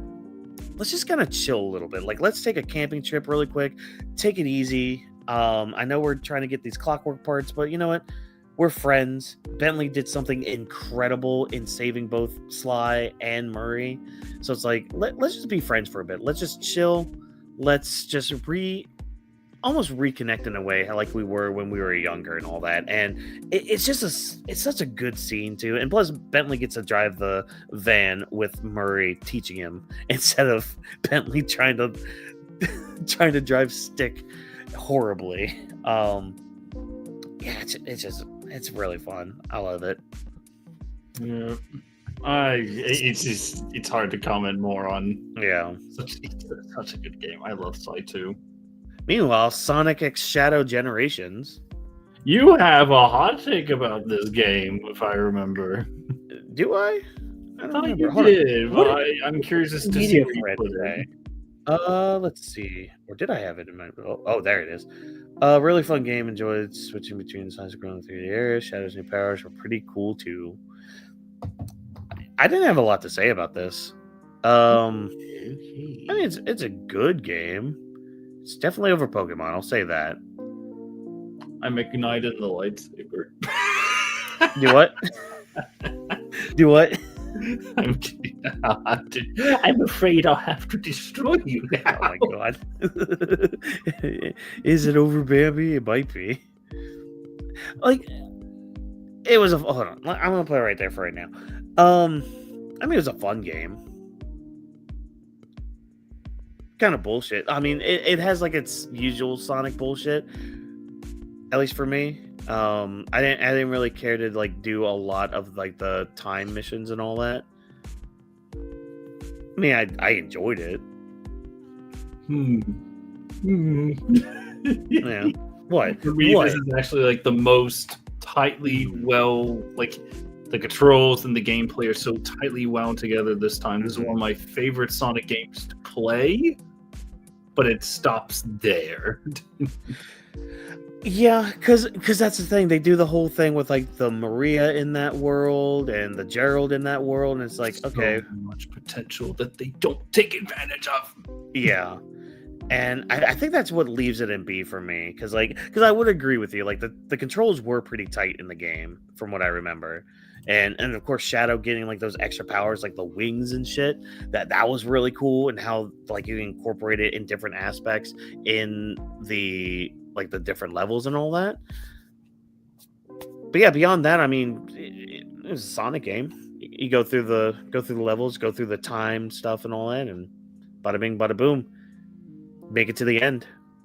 Got it. I think most of my criticism came from like the Sonic Generations part of it, because I remember that part of the game, because like I got this as the bundle with like Sonic and like the Shadow Generations, not just the expansion. So like I played the Sonic part before, like in 2024, so that's why that didn't get put into this. And that part, I was just like, oh, cool. Sonic's characters, Sonic's people. We're saving all the Sonic people. Neat. If only, like, man, if we can just get the tight control, like that tight gameplay, and then just mix it with, perfectly fuse it together with Sonic Unleashed gameplay. It's over. Yeah. It's fucking over. We win. I see that. I see the vision with that. Hey, look, 3 more things left. Oh my god, we're almost there. Oh man, Magilumiere. So this was a manga that ended this year, and actually, when I caught up to it back in 2023, this was actually my manga of the year that year. Oh my god! And it's not like it does anything big or bombastic. What was something else that was like that in here? It was something else that was in here. I'll probably remember when I get to it. But it's like, it's not that it does anything big or bombastic or like something like super hype and all that. Now, granted, part of the final arc, there was some hype moments with it. But I would say this one's more adult in the way of like, okay, you're just out of college. What do? Well, let's go find a job. You go through a job interview. Then you go through another job interview. and another job interview, and another one, and another one. It's just like, all right, well, where's my place in life? What do I do? Like, you start questioning all that things, and then you find your place. It's this little upstart magical girl place thing, and oh, now you're hired to be a magical girl. Wait, what? Nani the fuck? I'm not a magical girl. I'm this person. I'm just a random person. But like, she grows into herself so well that like she does have her purpose. Like, she's more of like almost like a commander in a way, like on a battlefield, where it's like, okay, she can see, and it's not like a superpower she has either, but like she just has very good analytical skills, almost very similar to like Deku, for example, with like all of his notebooks that he has and studying other heroes and everything. So it's like she's very detail oriented in that aspect, and that's something that really benefits her in the long run. And with that, she's able to kind of help this company grow and become something even better, and like actually achieve what the company was made to do and all that, which I won't say because of spoilers and all that. But it is very solid because like as an adult, reading these mangas and all that, it's nice to have a story that's just kind of grounded in an aspect like that, where it's just like, this is more of just like an interpersonal story, where it's like it's more about the connections that people make and how that helps elevate those around them, and how they can just better everybody else beyond that. And I mean, the end of the manga, it is pretty good. It's a really good manga that I would probably put definitely overshadow in the highest of S tier. Oh, okay. Not S tier, because again, like it didn't hit like an emotional chord, more of like a reality chord, if that makes sense. I see. I think. I don't know. I might be just talking out of my ass. Who knows? Well, yeah, I like it right there. I like it right there, and B, like third from the top of B. You have chosen death. Thunderbolts, though. Thunderbolts is another B, I think. I think it's under Shadow. There we go. I think the best thing about Thunderbolts is the message of it, with like the whole depression thing and being like, hey, we can't do this thing on our own. We kind of need each other, and you need other people to kind of lean on to get you through life and all that. So I think the message of it is the biggest point, and some of the performances too, like Florence Pugh. Florence Pugh. And perfect Goldilocks. Yeah, exactly. And her and David Harbour, though, have this one scene in the movie, and I think I said it to you guys as well. Like it was that scene, like I'm watching it, and I kind of forget that I'm watching a superhero movie, because the performance is done really well about how like David Harbour's character wasn't really there when Black Widow died, and just kind of left the sister just to fend for herself, I guess, or like wasn't there that he needed to be, even though he's trying to be there now. It was a really great scene between the two actors, and they did really well to portray that. But I mean, beyond that, I mean, didn't really care about new Captain America dude. Thought he was still kind of a dick, even though I didn't watch Falcon and Winter Soldier.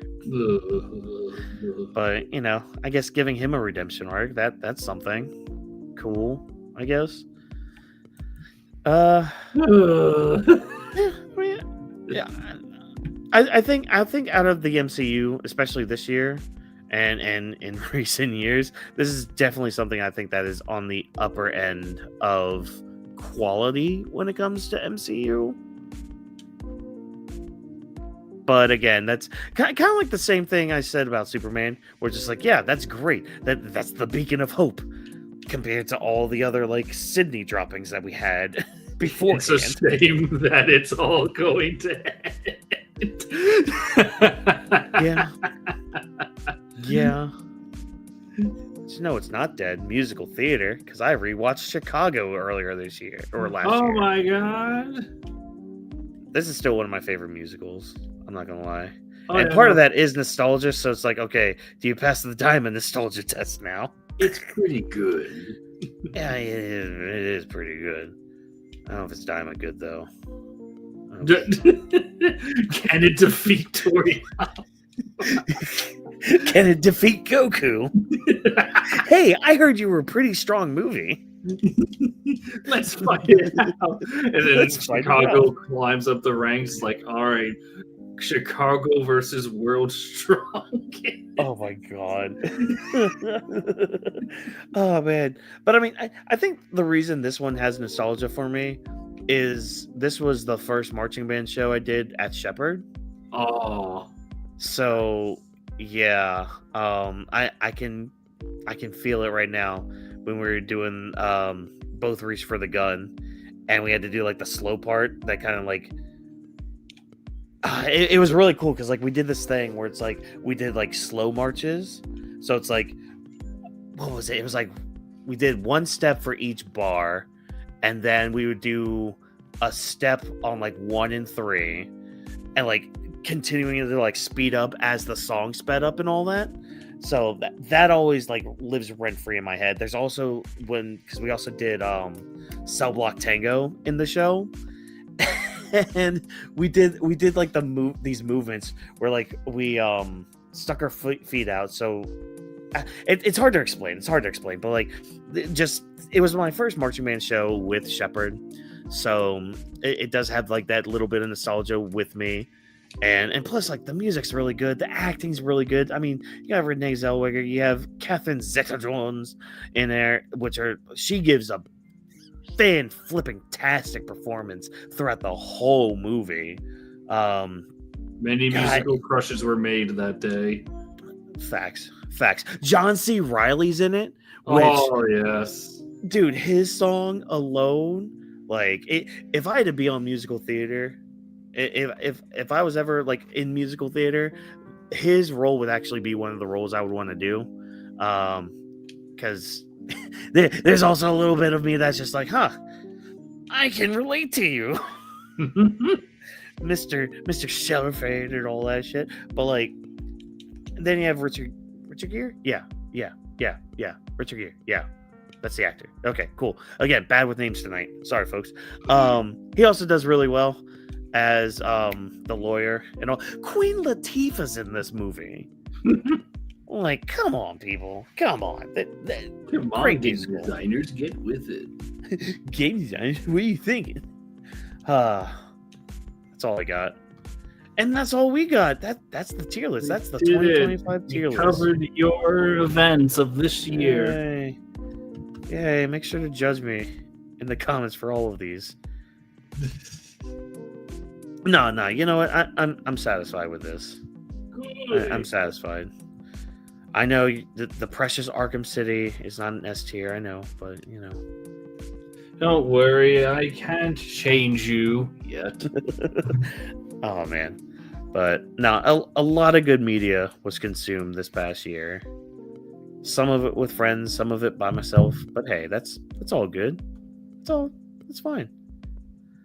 Looking forward to what 2026 has, which usually with these videos, so like you see the title of this, 2025, the year of returns, kind of dubbed 2025 that because like a lot of this stuff was like either me revisiting, so like, you know, you got all these Ratchet and Clank and Sly Cooper games, Lilo and Stitch, you know, the nostalgia act of Daima and all that. So like a lot of stuff I was kind of revisiting to kind of like rekindle some sort of fire of like things I liked in the past to see, is there something that I like now and all that, and kind of relight some feelings from the past to be like, okay, you know what?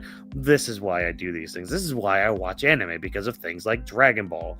This is why I enjoy platformer video games, you know, playing Sly Cooper and all that, you know, like watching and consuming this stuff to kind of revisit old mindsets and all that. I mean, hell, there's a Looney Tunes movie in there. You know, I haven't seriously watched the Looney Tunes cartoon in God knows how long. You know, I mean, I think we tried one time in a call, but we were also distracted by Wonderful World of Mickey, so there's also that. But yeah, it's just, this is more of just like a year to kind of look back on a few things and look forward to the future, because I'm dubbing 2026 as the year of leveling up. Why? Because I plan on playing a lot of RPGs this year. You know what's also funny about this? Hmm. Your movies are about to get stacked up too, because we have that project this year. Oh yeah, we do. We do. Oh gosh. Oh god. I can't wait. I can't wait for next year's stream. I think I'm gonna keep this as a stream because this was a lot of fun. Hooray! I'm gonna stop sharing my screen though. I'm done. I'm done showing that. It's, That's there. Do we dare reveal what would people get to look forward to on my channel you can if you want. featuring you? Yeah, go ahead. Let them know. Let them know Alright. what they can do, where they can find you, things like that. I'll have to go back and put links and all that, but if they look up Cloudy Crescent, they will probably find little old me. Only have a couple videos. More will be on the way, hopefully soon. I actually already have one that is in the voiceover phase right now, so that's exciting. But I have a big project. It's going to involve walk-ins. And who knows? Maybe we can get other people involved in this too, because the more the merrier. exactly. The plan is to watch every animated Disney film. It is always going to be me and walk-ins, the two of us. If more people join in, awesome. I will love that. The goal is to get from Snow White and get it to whatever current movie will be out. I think honestly, I think Zootopia 2 is the finale. So you're counting the animated, like the 3D movies then? Oh, we can do that. We can make it. Okay. Because like if we're just sticking with hand drawn, it would either be Home on the Range or Princess and the Frog would be the finale. Okay, all right. If we went that route, but man, I think it would be there would be a lot of interesting conversations given our binge of the old Disneys to then make it to Frozen and then Frozen 2 and then Zootopia and Zootopia 2 and just like what did we learn? At least Zootopia 2 should be good. It is. Good things about that. It's just like really interesting. Mm-hmm. Yeah. So yeah, I cannot wait. Oh, and by the way, Disney sequels that were released in theaters, we will include. I am sparing us the fucking pain and misery of the direct-to-DVDs, maybe for another project. Who knows? Thank you. Yeah, that can just be its own thing. Okay, so you're sticking to only theatrical releases. Yep. Okay, that eases a little bit of pain. That eases a little bit. Unfortunately, you know what this means for me. You know what film is going to be on the fucking list. You know what's coming. God damn it. Uh-oh. I mean, it has animated characters using traditional animation. It's a hybrid. We're going to have to talk about it all over again. Why am I blanking? Because all I can think of is Who Framed Roger Rabbit, and I know I need to rewatch that movie because it keeps coming up on my timeline. It stars a rabbit. Oh, that's right, The Return. The return. Thing that killed the Trevor Tiger channel. Get to have for you, it's like, oh my god, we get to have this again. For me, it's like it's a fucking grudge match. It's no, we get to relive the lost media. The lost media can finally come back. Lost media. Oh no, what happens if I type in the film's name? Oh look, it's right there. I found it. It's hard to find. It's hard to come across anywhere. It's impossible to find. By the way, you know what's even funnier? What? There's an even better version. Oh, that's right. You showed me. You told me. It has a 4K resolution. I wish I used that one for my little video on the old Trevor Tiger channel, but oh well. Oh well. No, actually, you know what? It's probably for the benefit because you might have gotten a lot more copyright stuff on that. Who knows? If they could actually see what you had. Good God, I just Oh man. Cannot wait. It's gonna be such a. It's a grudge match. It's gonna be a grudge match. Like I have to get through this in order to get to the other films. Well, we'll get through it together. It'll be great.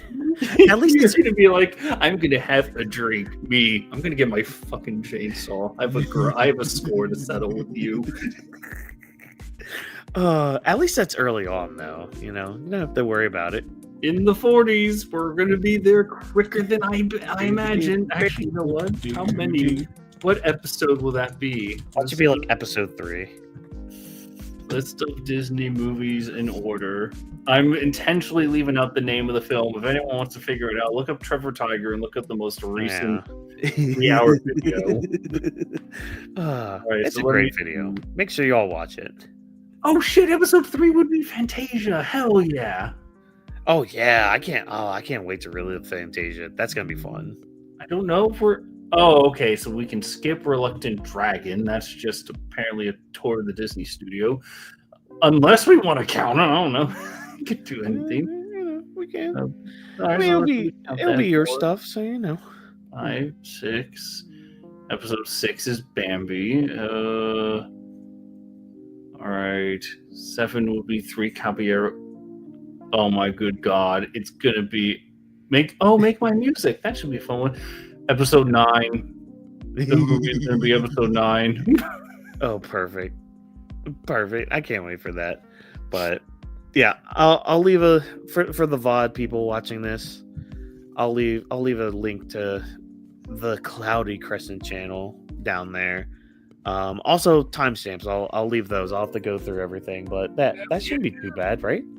Right? That shouldn't be too hard. Or I could just leave it. What? No.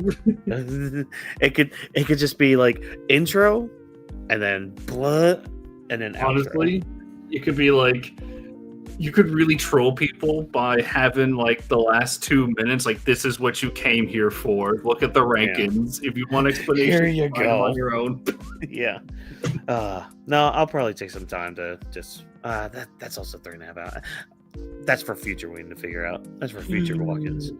I'm just gonna end the stream. Thank y'all for like I said at the beginning of it, the other single content like arc reviews and JoJo Part 9 live reactions. Eventually, probably gonna do a live stream probably Tuesday to catch up to Part 9. So that should be fun. That way I can be caught up on this month, unless I need another live stream, which is possible because I'm behind. I haven't read Part 9 since the last live reaction I did. I think I'm in the exact same boat. Yeah, it was like chapter 24, I think, that I left off on. Because things were pretty good, and it's already on like chapter 31. So I'm like, all right, well, I got some homework to do on top of reading the Yu-Gi-Oh manga. You're welcome. I have no regrets. Before I sign off here, I am anticipating when it changes over to Duel Monsters. Oh, well, here's the thing. The OG manga you're reading, I imagine it's only like, 50-ish chapters? It's all its own story. Yu-Gi-Oh! Duelist, that is when it goes over to the anime you know. Oh, really? Yeah. Oh, because I thought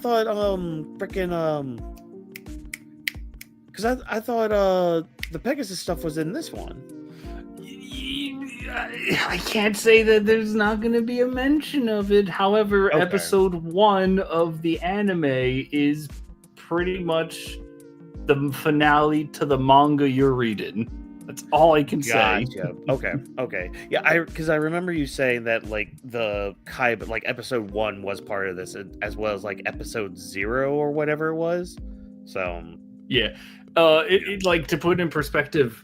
Yu-Gi-Oh! Duelist, which is the manga that the anime really took from, that shit starts on like episode 2 of the anime is chapter 1 of that manga. Okay, so that's gonna be like Duelist Kingdom and Battle City and all that. Because then the one after that I saw. Well, no, there was like a Yu-Gi-Oh! R. Wait, yes. Yeah. That one is I believe that is the finale. Okay. All right. That's like season 5 of the anime. So like when he's in Egypt and all that, because like, well, I'll have to talk to you about that off stream then, because I don't want to waste any more time live about it. So I'll be reading all that. Check us out. We're actually both part of Anima W3 Studio, so we'll be on Weebs Lounge coming up next week. So be sure to check that out. Those links are down there. Weebs the Rings down there as well for the wrestling stuff that I do with Drop and Vash. You already did your plugs. Yeah, stay tuned for other content out eventually. Like I'm not gonna set a set date for arc reviews anymore. I'm just gonna do them as I do them, and they'll be out when they're out, because I do want to spend time on those and make sure that they're good and the quality that I like. And then monthly JoJo reads and shorts. Shorts are always gonna be a thing. So yeah, stay tuned for all that, and I'll catch y'all next time. Here's to 2026. Bye.